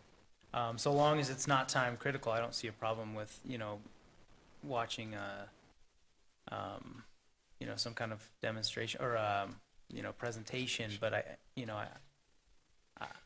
I'd be prepared to support it, based on the recommendation and the community support and the I guess the success that it's had up to this point, so. Yeah, I mean, I agree with all. I mean, there is a lot of areas that we could use it for other things, there's no question about it, but kind of like City Manager Foggin said, it's a pretty good bargain for us in a sense of having a senior center in our community and us contributing $57,000 to have it here. That's kind of how it got to this point, basically. Like I said, we were spending a lot more when we had full-time employees there and a part-time employee and a three-quarter-time employee and a vehicle that they were using. So, and like I said, we spent a lot of staff time trying to work through things. These people, the employees were unsure who they should be answering to, city employees or the board of directors there. So I'd be happy to get somebody from their I would really like to see organization. it come back as a work session item and then have it on, it can be on the consent agenda again or pulled. But we have time before July 1st. And I think it would, I got a lot this evening from listening to the Veterans Court. And I really don't have that much information on Catherine Heidenreich. And it's been a while since I have been there. So I'd like to learn more about their activities and what is happening there, and then have it back on the agenda. Madam Mayor, I would just have one more question. Does Parks and Recreation, do we make an annual contribution to the Club for Youth? No, we work with them on some events though. I mean, and we rent their facility for our youth basketball. So we have a relationship with them and at the pools. They utilize our pools, and we do things like trade pool time for the use of their facilities. Okay, thanks. I just have one more thing. No, I'll make a. Okay, please go ahead. It's hard. Sorry, it's hard to deny that we have so many needs and we don't have enough money. And I think it's not a good idea to just keep funding something because we've always done it. Mm-hmm. And it doesn't seem like anyone up here really, besides the mayor, has a good grasp on what exactly happens there, what they're doing with these funds. So. Yeah, I'd like to know more before we put this up to a vote. So I'd like to make a motion that we table this item. Motion to table this item. Do I have a second? Second. Any further discussion? Hearing none, all in favor, aye. Aye. Those opposed, nay. Nay. There are 2 nays. Okay. Ayes have it. That's 4-2. Motion carries. I'd also like to request that that work session be included on the agenda when it comes back. Thank you. Thanks, Mike. Okay. D, Indigent Council Contract renewal with Whitney & Whitney, PLLC for Indigent Council from July 1st, 2019 to June 30th, 2021. Staff recommends approval. Vice Mayor. Thank you, Madam Mayor. I just had this item pulled because I was hoping that you could just explain to everybody, well, first answer the question, A, does the city screen for indigency, and what does that process look like? Sure. Yes, we definitely do, because I definitely don't appoint a lawyer for everybody who asks for one, because then we'd just be swamped under. I'll just start out just telling you the numbers, just so you have an idea of what numbers we're looking at about how many cases get appointed. In 2018 calendar year, our count was, we had 2,473 cases in the municipal court, and approximately 562 got appointed counsel. So that's about between 22 to 23%. Yes, Arizona Rules of Criminal Procedure 6.4 goes into how counsel is to be appointed.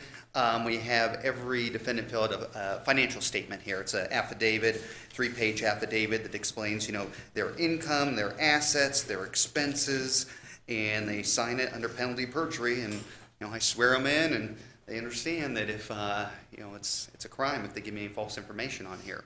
So I do that with the defendants, or review the information, and then based on what their financial status is then the judge makes the determination, again, pursuant to Arizona Rules of Criminal Procedure 6.4, that as to if they qualify or not. So, and just because somebody's indigent does not mean that they get court-appointed counsel. So, again, there's certain, criteria that come into it and everything based on the charges, if they're facing mandatory jail time and things like that. There's different criteria. And so yeah. Thank you. I make a motion to approve item D. Motion to approve, do I have a second? I'll second that. Motion is second to approve item D on the consent agenda. All in favor, aye. Aye. Aye. Opposed, nay. Ayes have it, motion carries. Item E, Kingman Industrial Park land sale, parcel 4UBG, 7.36 acres at the Kingman Airport and Industrial Park was auctioned on April 24th at 3 p.m. at the appraised value of $310,000. There was one qualified and winning bidder, TJ Mark, LLC, doing business as ISCO Industries. Staff recommends acceptance of the bid as presented and authorizing the mayor to sign the quitclaim deed. Vice Mayor. Thank you, Madam Mayor. Hi, Bennett. The only reason I pulled this, is there anyone here from ISCO this evening? Excuse me, yes, we do have a representative from Yeah. ISCO. You don't have to get up. I pulled this item because I wanted to make a point to thank you for purchasing the property, for choosing to expand in Kingman. I appreciate that. Thank you for being part of the industrial park. And while we're at it, I just would like to thank Henry Company and Lamenco as well. These companies that have made Kingman their home, and we just appreciate everything that you do. Thank you. That's it. Thank you. Thank you, Bennett. I Okay, had a motion to approve item E. have a motion, do I have a second? I second. Motion is second to approve item E, Kingman Industrial Parkland sale. All in favor, aye. Aye. Aye. Opposed, nay. Ayes have it, motion carries. And finally, K. 2.5-ton, four-wheel drive crew cab trucks for the park department. The City of Kingman Parks and Recreation Department solicited, I guess that is intended to be FOUR, 4 bids for the purchase of 2019 half-ton crew cab trucks. 4 separate bids were submitted and opened on March 22nd, 2019. Staff recommends accepting and awarding the lowest bid based upon current procurement code to Martin Swanee Chrysler, Kingman, Arizona. Councilman Wade. Thank you. I think the theme of the removal of some of the items on the consent agenda today are, fiscal responsibility and accountability. I don't think I'm alone when I look at the city's finances. I think that to some degree, we should look, as stewards of taxpayer dollars, we need to sort of look at these monies and sort of, safeguard them as fervently as we would our own, financial budgets personally. This item, I just had a couple questions, but I subscribe to the idea. I guess there's a financial guru type person who kind of assists people in their finances. His name's Dave Ramsey, and he sort of gives financial advice, and some of it I subscribe personally to. But one of the things that I personally would have an issue with respect to purchasing vehicles is purchasing, brand new vehicles straight off the lot. I think statistically, a car depreciates in value about $7,000 on average as it rolls off the lot. So, I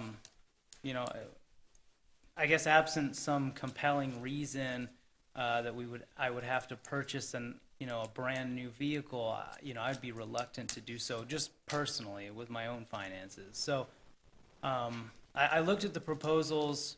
I had a couple questions. One of them is, I didn't see the specifics or the details regarding the proposal that ultimately was recommended by staff. It was from Martin Swanee, Chrysler, Kingman, Arizona. I looked through all the proposals, and they had, very specific details with respect to the bells and whistles of the vehicles that they were proposing. And maybe I just missed it in the packet, but I couldn't find the specifics for the particular vehicles that were proposed by Martin Swanee. Were those included in the packet? Yes, they were, and basically all the bells and whistles are basically a stripped-down version of the truck. There's no real bells and whistles that are above and beyond.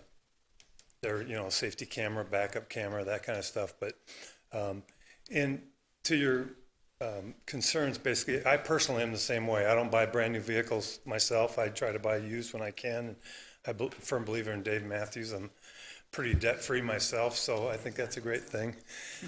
Dave Ramsey, I mean. Dave Matthews. I used to tell my son that. I used to mix those up with my son because my son liked Dave Matthews. But at any rate, so Dave Ramsey's books are great, really. But and our department hasn't had a new truck since 2007. So we've been getting older trucks from the fire department and fixing them up. And so we haven't had any new vehicles, like I said, since 2007. We did get a new used van. We bought the van that we hauled you guys around in, we bought that used. And so we do look at that when we can, but we just feel like at this point we haven't had new vehicles and we're wearing out the old ones that we keep getting from other departments and fixing up. So that's kind of how we got to that. But okay. And then and we posted this, only 4 people bid on it, but we did post, if you look at it, to more people. We sent it out to more people than just 4. Did we make any effort to look into sort of newer used vehicles at all? Not on this purchase, I didn't. Like I said, we've done that on most of them that we do, but not on this purchase. Just like I said, we haven't had new vehicles since 2007, so kind of we budgeted for this, and they came in substantially lower than what we had thought they were going to come in. Honestly, we budgeted $70,000, and they came in for 4-wheel drive at 63 or 60,000. I mean, right.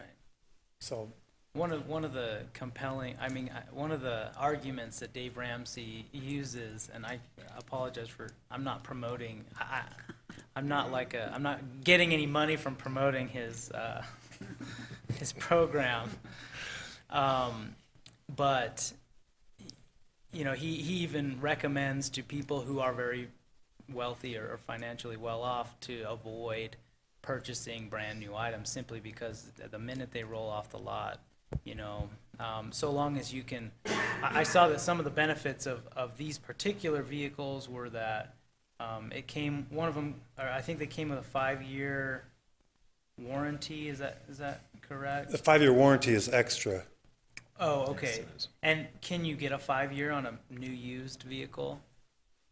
I've never looked for one.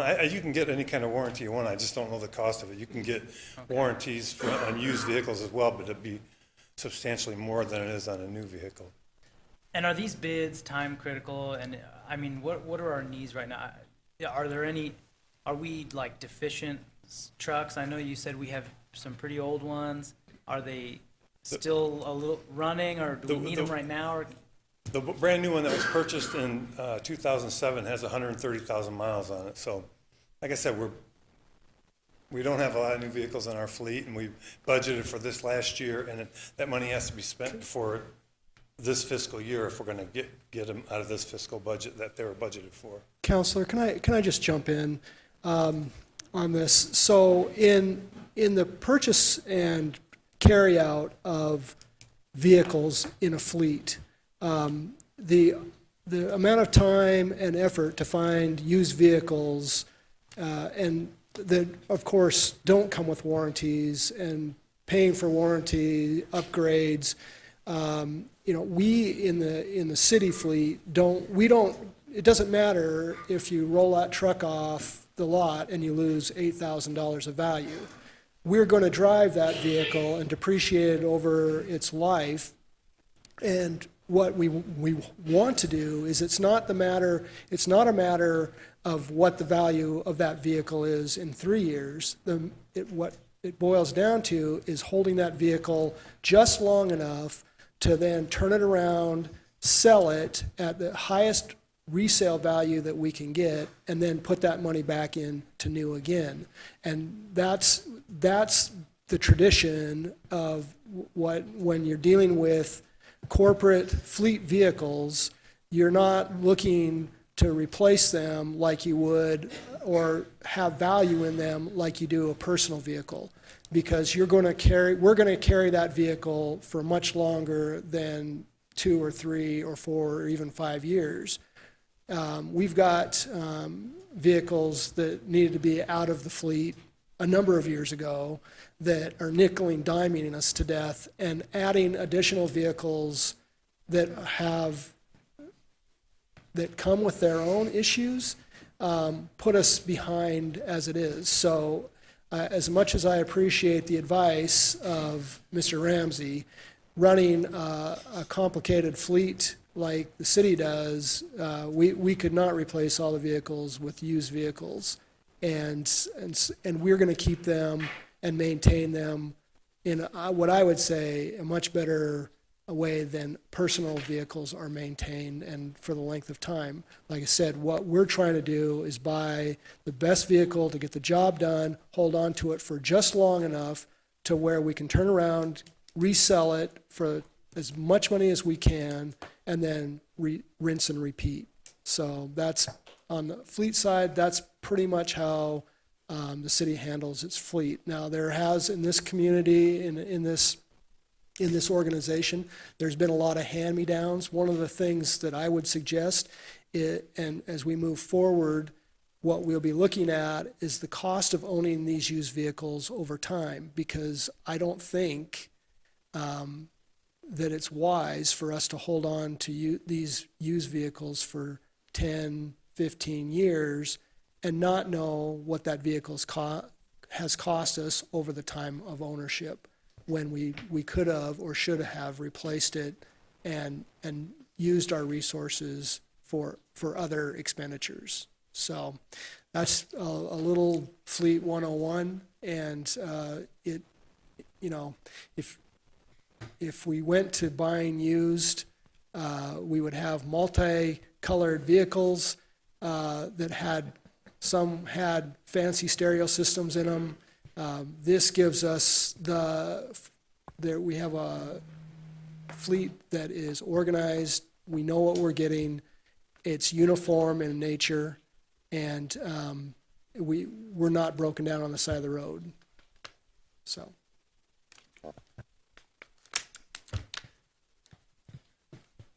Any other comments? I would have one. Mike, it looks like this was a redo, and last time it looked like you had sent it out to 4 vendors. This time it looks like you sent it out to 12 vendors, but you only sent it to vendors that had previously done business with the city. So I guess my only concern would be, and I don't think it's so much directed to you as it would be to Manager Foggin, a dealership, and this would go for any sort of commodity or service, a vendor, a business that has never done business with the city of Kingman before, unless they're constantly monitoring our website for bid opportunities, it's going to be very challenging for them to get their foot into the door. So what I would ask that the city look at is adopting a city vendor registration system for a business that, let's say they offer some sort of a service or construction or vehicles or whatever it is. They could go in, they could register their business, they could select the commodity categories that they want to be notified of, and then down the road, as the city issues solicitations that are formal, above $50,000, that they would be notified of those. And they could choose to participate and bid or not. So that's really my only concern. We're already looking into it. Oh, great. Thank you. Any other comments or questions for Mr. Mearsman? Mayor and council, yeah, I agree with Manager Foggins. In fact, I was driving behind a city truck the other day, and I was surprised how old it was. It was like a mid-90s. And I know you oftentimes, your department gets the hand-me-downs, and you resurrect them and keep them running. So, but I think Manager Foggins did mention it's good to be examining cost versus how much money you're putting into these things to keep them running. And so that's all good stuff. All these things we've discussed is great to know and have out there. I think, to David's point, truly having some sort of a vendor registration, maximizing competition, maximizing the number of vendors will probably help with our cost. But we certainly don't want employees to be afraid to drive one of the vehicles if they get too many miles or, you want everybody to be safe. I truly appreciate that, Vice Mayor, as we've had and kept a couple of vehicles way past their shelf life, and actually had one of those vehicles stop almost dead in a 75-mile-an-hour zone. And we're looking to, of course, remedy that here shortly. But totally appreciate the safety aspect of that as well. Thank you. Okay, thank you. If there's no further discussion, I would entertain a motion. Councilman Wade? Yeah, I make a motion to approve item K. Thank you. Do I have a second? I second that. A motion and a second to approve 2 half-ton four-wheel drive cab trucks for the Parks Department. All in favor, aye. Aye. Opposed, nay. Ayes have it, motion carries. Thank you. Old business. Our first item is council direction, forming a pilot intergovernmental agency agreement, IGA, with Northern Arizona Consolidated Fire District. Northern Arizona Consolidated Fire District has approached the Kingman Fire Department for management services, which includes fire chief services. The department is seeking council direction as to whether to begin the development of an IGA for the development of an IGA for a pilot program for management services provided by the Kingman Fire Department. Council discretion. Chief Rhodes. Thank you, Mayor, Vice Mayor, and Council. I appreciate it. I've got this Dave Matthews song going in my head for some reason. Thank you. Thanks, Mike. So we've been, I've been in front of you before a couple times, and I think we're at that point where we were actually supposed to do this last time, and there was a family emergency, so we didn't kind of prompt that last time. Was whether to enter or start the negotiation process of developing an IGA. So I've got a couple things in front of you that I included in your packet. One was the proposal that I put forward, and I don't want to misguide anybody. This is not the document by any means. This was talking points that during those discussions with Chairman Bailey and a couple of others during that time of what are we talking about? What does this look like? And so the other that I put in your packet is the pilot agreement from Flagstaff and Summit that Chief Gaylor talked to you about last time, and that's really the model. But with your guidance or to go forward to actually sit at the table, develop that, and address some concerns from the last time, such as liabilities and exit statutes, those type of things. So that's really what it is to go forward and, with your guidance, develop that IGA and bring it back for you for your approval or denial. So that's kind of where I'm at. If there's any questions, I'd be glad to answer and go from there. So. Thank you, Chief Rhodes. Are there any questions or comments for Chief Rhodes? Council member? Thank you. I was looking through the feasibility study that they did, and I thought that was very helpful in looking at risk and breaking it down. And I assume that we are not planning on hiring somebody to come in and do a study. But can you do something? I mean, can you and your team do something similar? So I think that is part of this next step in the process of what that does look like. And to be honest, we've kind of held off in kind of getting some guidance on what that looks like, because doing a lot of work without your approval, we had other things to do. So really, I think that's part of the sit down process and develop that model, as Chief Gaylord pointed out, it works, and it's became what it is into a 5-year permanent agreement that works. So I think emulating some of that, making sure we identify some of the things from their study, and maybe some other things that were just a little bit different. I mean, I've talked about that Gordon divider a lot, and so how does that impact us and do some shared services, things that we could do together, and it becomes some interesting conversation when it comes to some of the services that we can provide. So yes, I anticipate some of that. We haven't put a lot of work into it yet because we just weren't at that point yet. I wanted your guidance first. So you would come back to us with something similar that would break down. Similar, yes. Similar. Along with that, with the agreement that we could discuss and hash some of that out. I know Carl would have a lot of input on that, as well as the district's attorney as well. Okay, because I'd be really interested to know about the risk and then the legal part of it, as well as the cost. And I know that part of this is that they're going to contribute, but just to be sure that we're covered in all the costs. We're not losing any money on this deal. That would make me feel a lot better about dipping my toe into this one. If we just know the big picture and kind of look forward a ways. Understand? Okay, thank you. Yes, ma'am. Any other questions for Chief Rhodes? Vice Mayor? Thank you, Madam Mayor. Well, last time we spoke about this, I really vetted this pretty hard, so I got most of my questions answered. The things that I'm most concerned with is level of public safety service at the industrial park. I mean, obviously that our industrial park is outside of our city limits right now, and also Kingman High School. And you know, in looking at this, I'm confident and hopeful that your involvement will bring the service level or level of service kind of on par with what they would receive if they were within our city limits. Well, I think there's a couple things that kind of answer that, and going forward, whether it's in this format or another, I think that has to improve. And there's been some factors that have caused us from we work right now under an automatic and mutual aid agreement that are early 2000s. Yeah. And we've changed a lot in that time, both in both departments and the city structure. So one, I think it pushes towards making those automatic aid agreements better.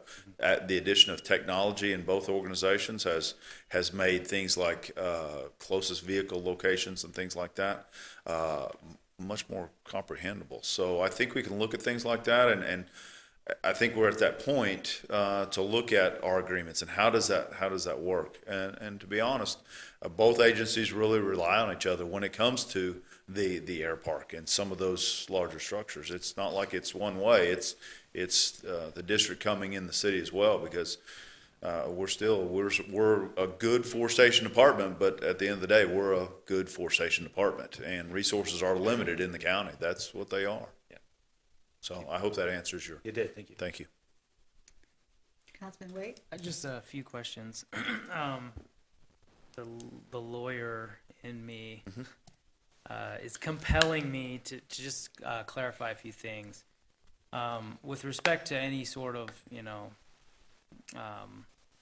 leadership role the city may play in such an IGA, would we be assuming any outstanding debts, or would we be assuming liability for any legal issues that have happened in the past, or that will happen in the future, or anything to that effect? So I guess I can speak to that pretty quickly. It's two government entities. They're set up totally different as city and government. And as Chief Gaylord kind of spoke to last time, they kind of had some of that with Summit, where Summit had some issues going on and some other stuff, and that's where the contract gets written up, so that is airtight. And I think that's where Carl comes in and really puts that stamp of, we are the city and the district, so it is two sovereign bodies. I think that's very, very important, as we spoke to last time as well. So I think that's very important for all of us. Mr. Cooper? And I would just comment that, obviously we haven't written the agreement yet, but definitely they're two separate entities, and we're not going to assume any kind of responsibility for their actions. Basically what we're doing is you're almost outsourcing the chief's professional skill set to them. They're paying for that, and his responsibility to that board is going to be something that they're accepting. We're not going to be seeing any of that liability generally come our way. There's a little bit that you're gonna have in the background because that's just the way, you know, the lawyers work. We sue everybody involved. But we'll make sure that the indemnification is there, the insurance requirements are there, and to work with to develop this program. So. Well, and I think it's worth also saying that with the mutual aid, automatic aid, that whatever liabilities are there are happening already. So providing the leadership portion of that does not elevate that anymore, especially like has been mentioned with a good contract in place, it becomes clear that the two entities stay in their own space. And just to follow up, I think we sort of touched on this last time we talked about it, but just to be clear, a joint venture like this would eliminate some of the duplicitous responses, correct? So like right now, if there was an issue that maybe is sort of a minor issue and maybe we're not all on the same page and several agencies show up at a location, whereas it could have been resolved simply with one or whatever. Is that going to be sort of... So I think there's a lot of those things that get ironed out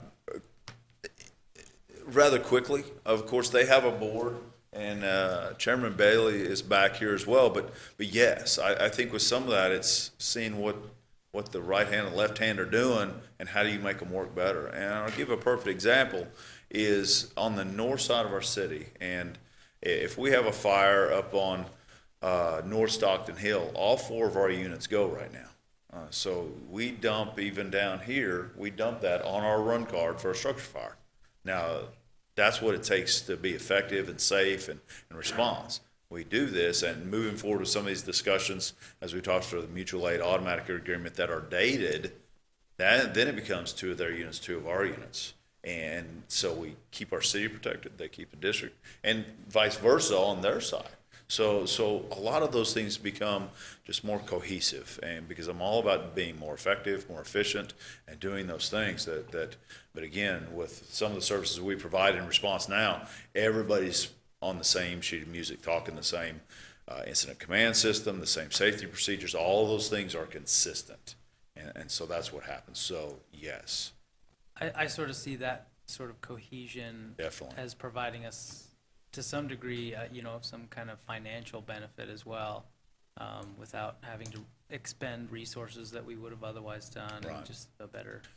If you launch into Dave Matthews right now, I'm kind of worried. Dave Matthews. Yes.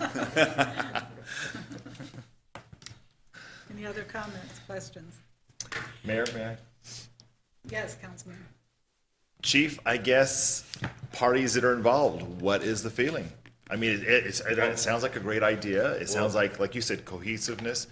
I think what we had initially was fear. Is who knows what this looks like, right? Mm-hmm. And I think Chairman Bailey spoke to it last time. The initial fear of the unknown and some of that, but now you see it as we're already training. We're doing those things. That's I think. The consensus from Interim Chief King, even they're ready to make it happen. That piece, to see what that is, and let's go forward. There's exit clauses. There's all those things. If it doesn't work, it's a bad date. So you end it and you find another way. But here it is. We've tried a lot of things. We've been talking about this since, from my recollection, from some discussions from the early 1990s. So let's try it. Let's see what's out there. I think what we've done here is proven.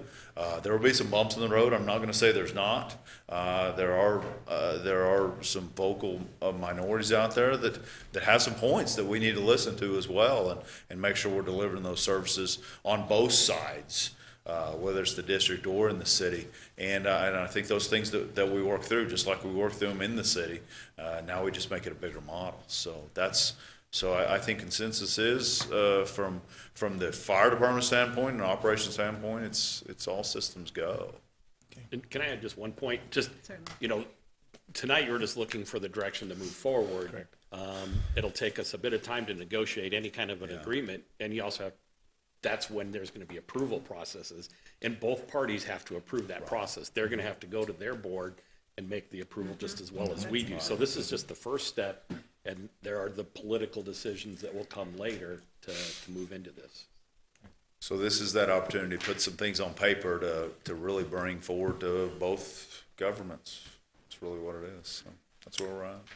Well, I'm very excited about the potential synergies of working, of these two entities working together. And I have a lot of confidence based on everything, the leadership and management you've brought, that could be expanded, and our whole community and region could be enhanced by these synergies of the two working together. So at this point, if there are no more questions, I would entertain a motion on direction regarding a pilot IGA. Mayor, I didn't know if you had any people signed up.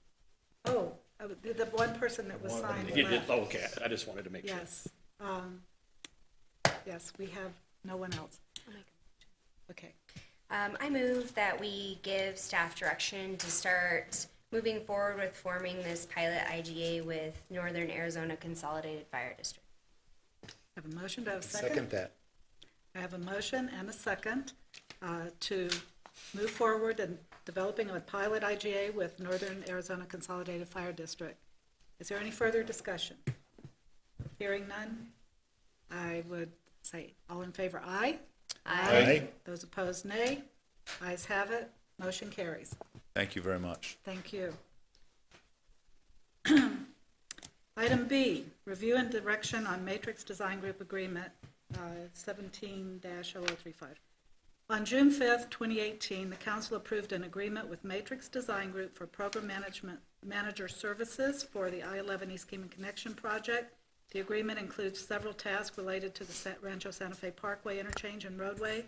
If staff were to take on the remaining items, there is potential to save upwards of $430,000. If council desires to pursue development agreements for the right-of-way acquisition, then the unused funds could be used for legal counsel direction.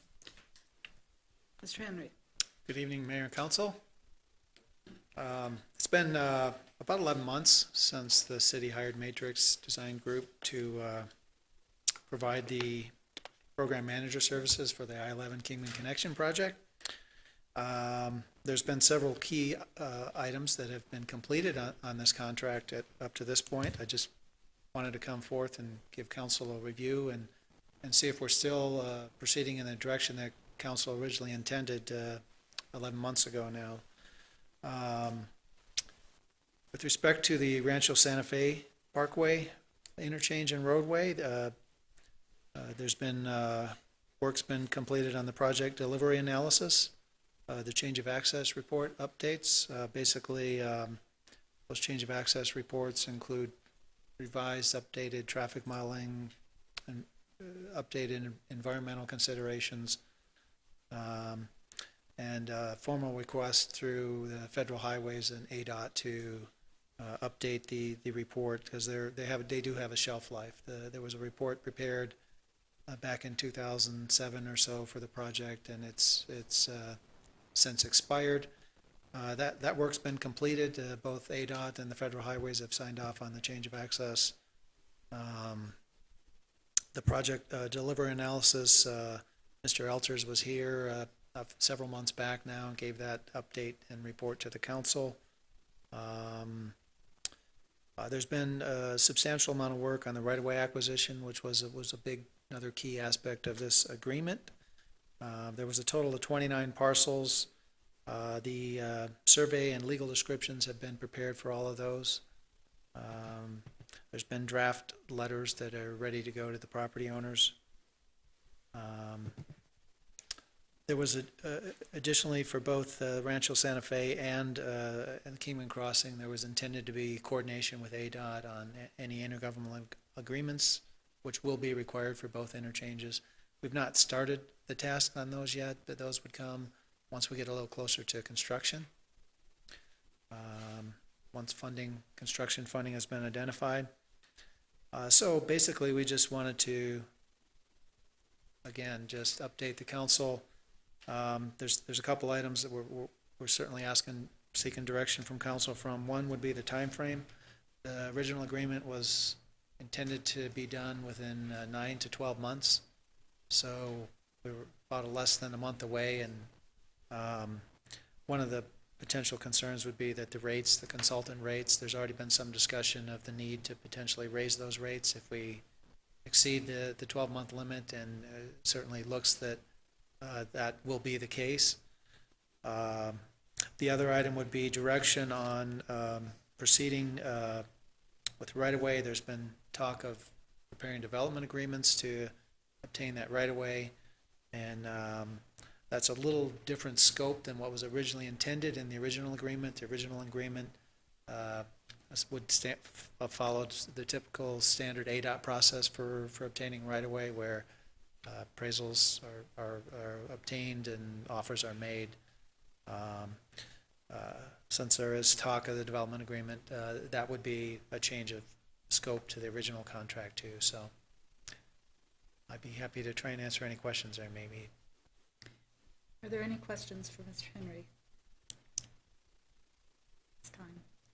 Thank you very much. I have one person signed up to speak to this, Steve Robinson.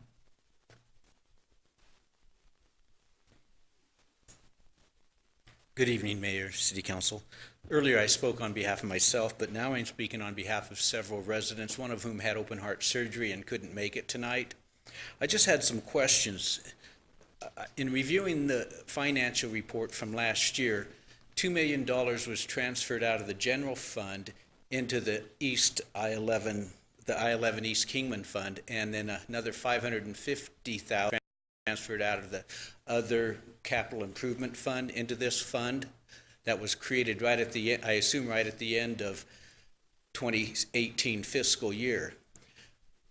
It was recommended, from my understanding, that that money go to the very much needed of account for pavement preservation projects, and it apparently did not happen that way. And so, you know, if we're saving money, that's what I was heard in talking to previous city council members, that it was supposed to go in, that it was recommended that it go into the pavement preservation fund last year, and apparently that did not happen. I don't understand why.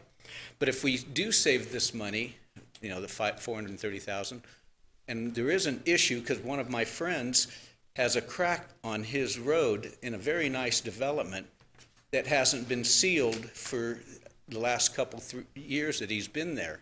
And there is clearly a need, so my recommendation is go back. I haven't gone back and reviewed, but I did know that the financial statements made that statement, so that was my only concern and question, was about that money that went into this account and when that was approved. Thank you. Mr. Robinson.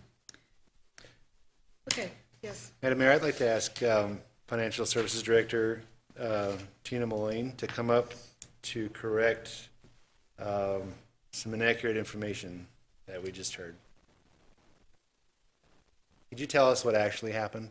Absolutely. So we had budgeted $3.3 million last year to be transferred, previous year, to be transferred to pavement preservation, as well as $2 million to go to the Kingman Crossing Fund. Then we had $548,000, I believe it was, in the regular capital projects fund. Right. This council, or part of this council, had directed that the $2 million that was dedicated to the Kingman Crossing Fund be transferred to the I-11 East Kingman Connection Project Fund, and the $548,000 that was in the Capital Projects Fund be transferred to the I-11 East Kingman Connection Project Fund. Great. Thank you. That's what I recall. Thank you. Thank you. Are there any, well, there's no one to ask questions, so at this point I would open either for a motion or for discussion. You know, I think under the current scope, not only is there a few things left on the Rancho side of the I-11 East Kingman Connection Project, but there's also, I think we're obligated to help with maybe a couple of things on the Kingman Crossing scope as well. You can correct me if I'm wrong, Manager Foggin, but I would recommend that we just kind of do status quo and not mess with this contract, and we keep it until, I mean, there's still some things that we need to do. I would say that you're correct in your assessment of that. Thank you, Vice Mayor, and I concur. I think at this time, it's premature to examine this contract, given the status that we have. And the only thing I would ask about is the term. Is that really an issue we need to address to extend it in order to have this? I thought there was phase 1, phase 2 that we agreed to. So just knowing, contract. you could leave the contract in place, but just knowing that the pricing, there's a potential, well, not even a potential, the contractor will come back and ask for different funding totals if we go past that 1 year mark. Okay, prices are rising on Yep. everything, but Yep. but my understanding is that unless we engage them in some activity, there is no. That's the only time we. That will is incur correct. cost. If we do not pick up the phone and call Matrix on any of the items in this contract, there will be no billing on it. So the money would not be spent just because the contract's in place. Well, I think that's key, and I personally think that we need to just maintain at this time the status quo with this contract. Are there any other comments, questions for Manager Foggin? One comment. What I have appreciated about working with Matrix is the expertise. I mean, and the fact that Mr. Elders used to work at ADOT. He's been through these projects before. That gives me peace of mind when we're talking about such a large project, 2 interchanges, something Kingman's never done before. And so for me, the peace of mind, I would feel better about having them still be a part of this project and to have an open contract with them so that we can always fall back on his expertise and really make sure that we're taking all the appropriate steps as we move forward. Thank you. I would entertain a motion regarding this contract. I make a motion that council takes no action, We have a, or that we don't cancel the contract, that status quo. I'm not sure what the right verbiage would be. I'll second that. we have a motion and a second to maintain the Matrix Design Group agreement as it currently is, understanding that the rates may go up if we call on them. And we have a motion and a second. So all in favor, aye? Aye. Aye. Opposed, nay. Ayes have it, motion carries. Okay, the next order of business is item C, which is the Community Facilities District Policy Update. Staff will provide an update to the council regarding the status of potential policy guidelines and application procedures for the establishment of a community facilities district. Manager Foggin? Thank you, Mayor. I just wanted to let you know that since the last time we talked about this at the last council meeting, we've made every effort to get the policy draft back to you. And in the process, it really became clear as we looked at the players that were at the table that we were working with what we thought was not the best attorney for us. We started the process of a development agreement with Andrew McGuire and Gus Rosenfeld, and because of his expertise, we felt like he would be the best attorney to represent us as we move forward with the CFD policy and through a possible additional development agreement.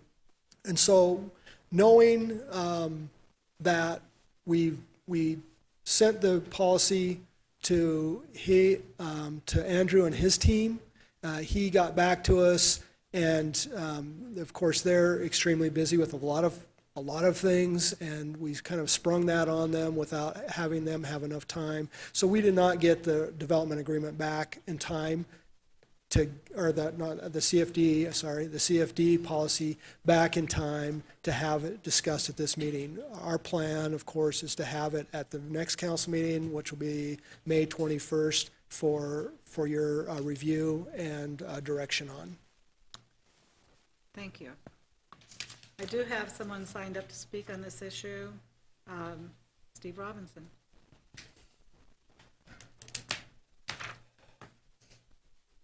Thank you, Mayor.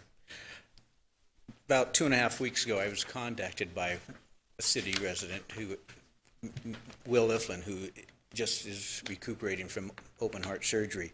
And he and I discussed the Mellow Rooster district, these CFDs. And when you first mentioned the district last December at a meeting at the Dam Bar, I was supportive of the idea, and I still am supportive of the idea.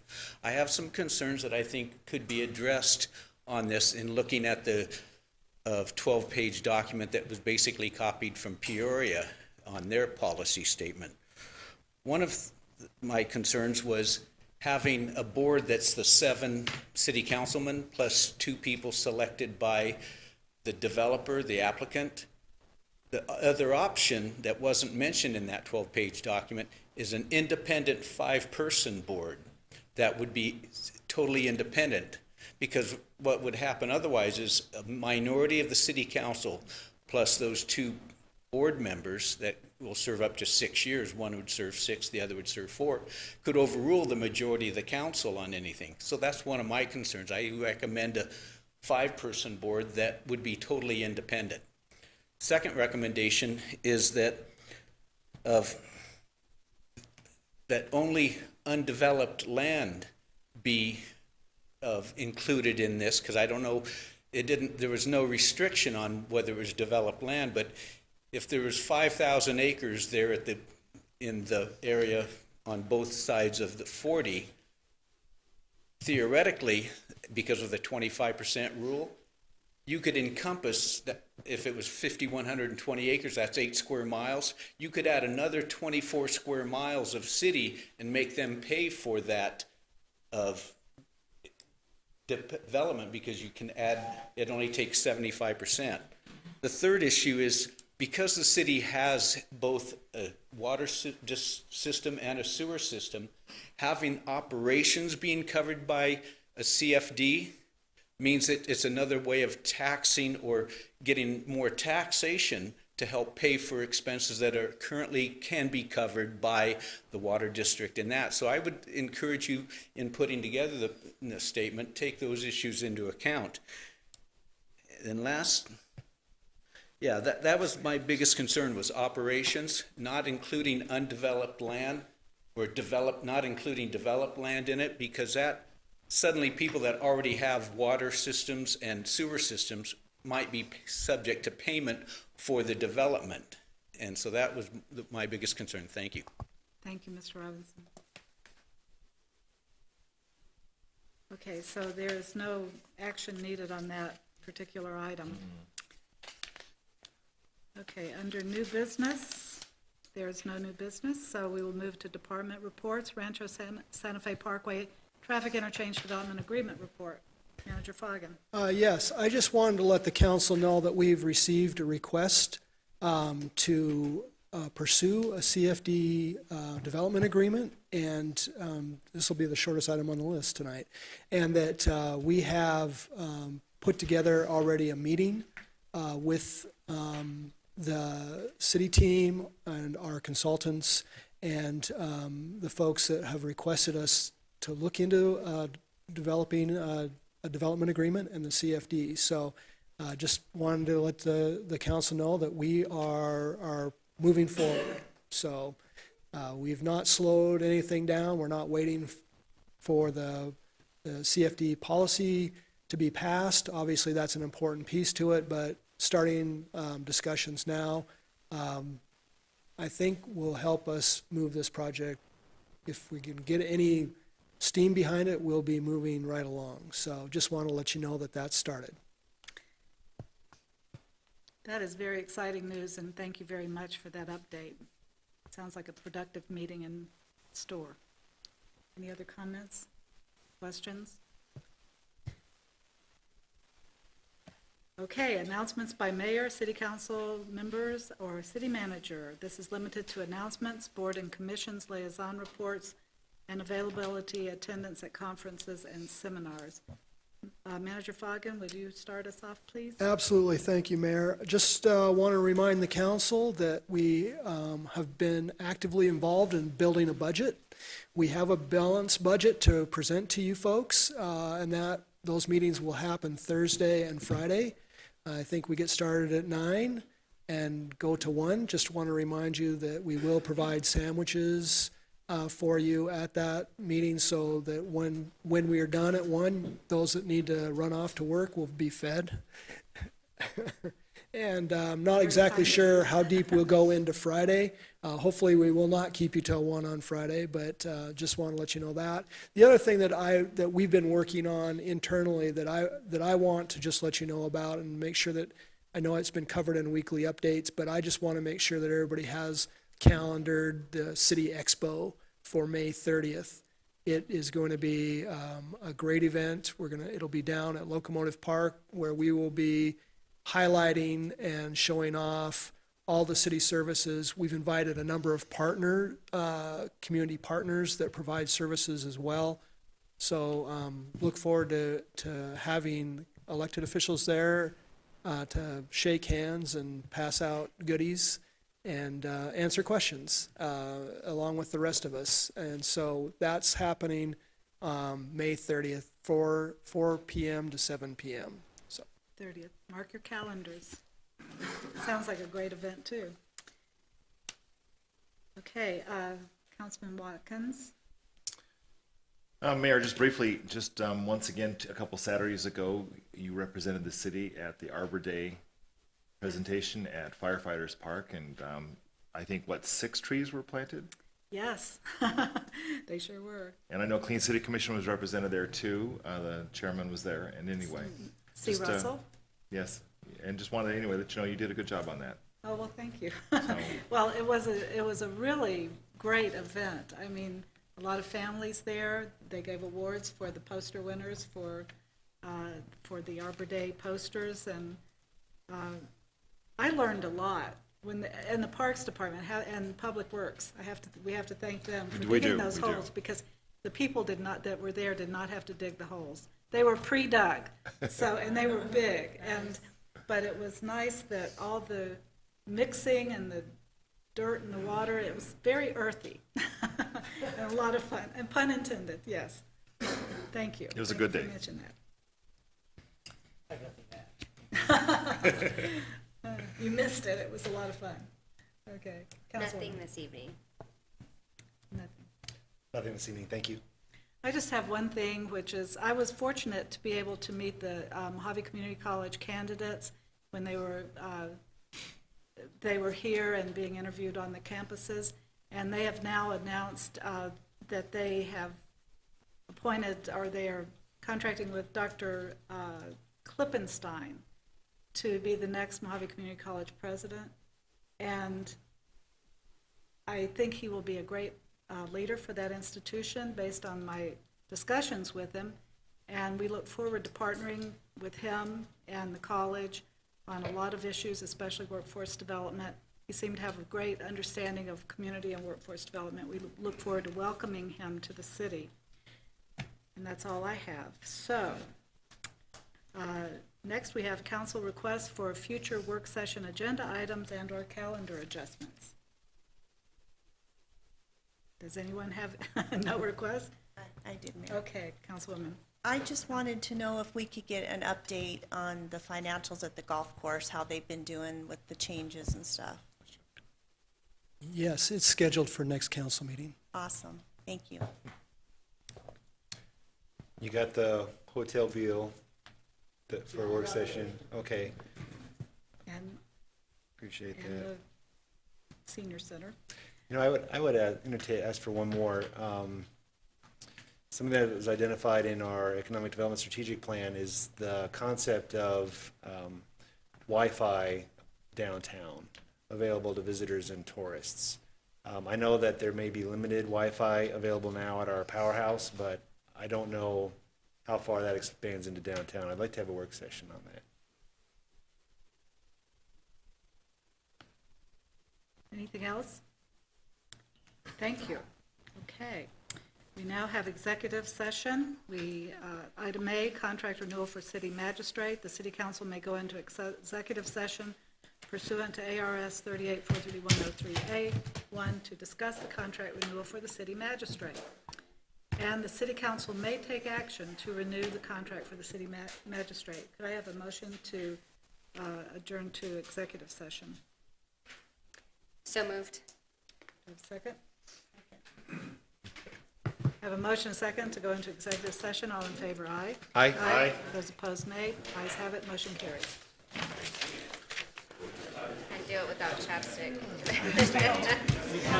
I needed my Ricola.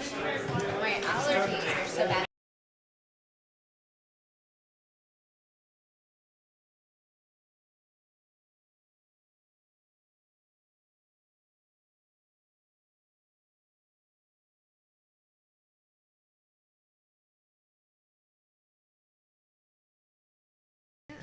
You give us candy. Okay, thank you for waiting, and the council is returned to session, and now I would entertain a motion regarding the contract renewal for the city magistrate. I make a motion that we renew the city magistrate's contract for a period of 4 years at an amount of $125,000 a year, and that in 2 years, we do a review of that contract for regional competitiveness. I second that motion. Sorry, Mayor. We have a motion and a second. Just for clarification, is it going to be a review of the contract or review of the salary? A review of the salary. Salary. It's a review of the salary, so thank you for that question and clarification. So I have a motion and a second to renew the city magistrate contract for 4 years at $125,000 a year with review in 2 years for the salaries regional competitiveness. Is there any further discussion? If not, I would entertain a motion. I wouldn't. I would say all in favor, aye. Aye. Those opposed, nay. Ayes have it. Motion carries. Thank you. All right, thank you. Thank you, everyone. A motion to adjourn? Oh, motion to adjourn. So moved. Second? All in favor, aye. Aye. Aye. All opposed, nay. Motion carries. Good night.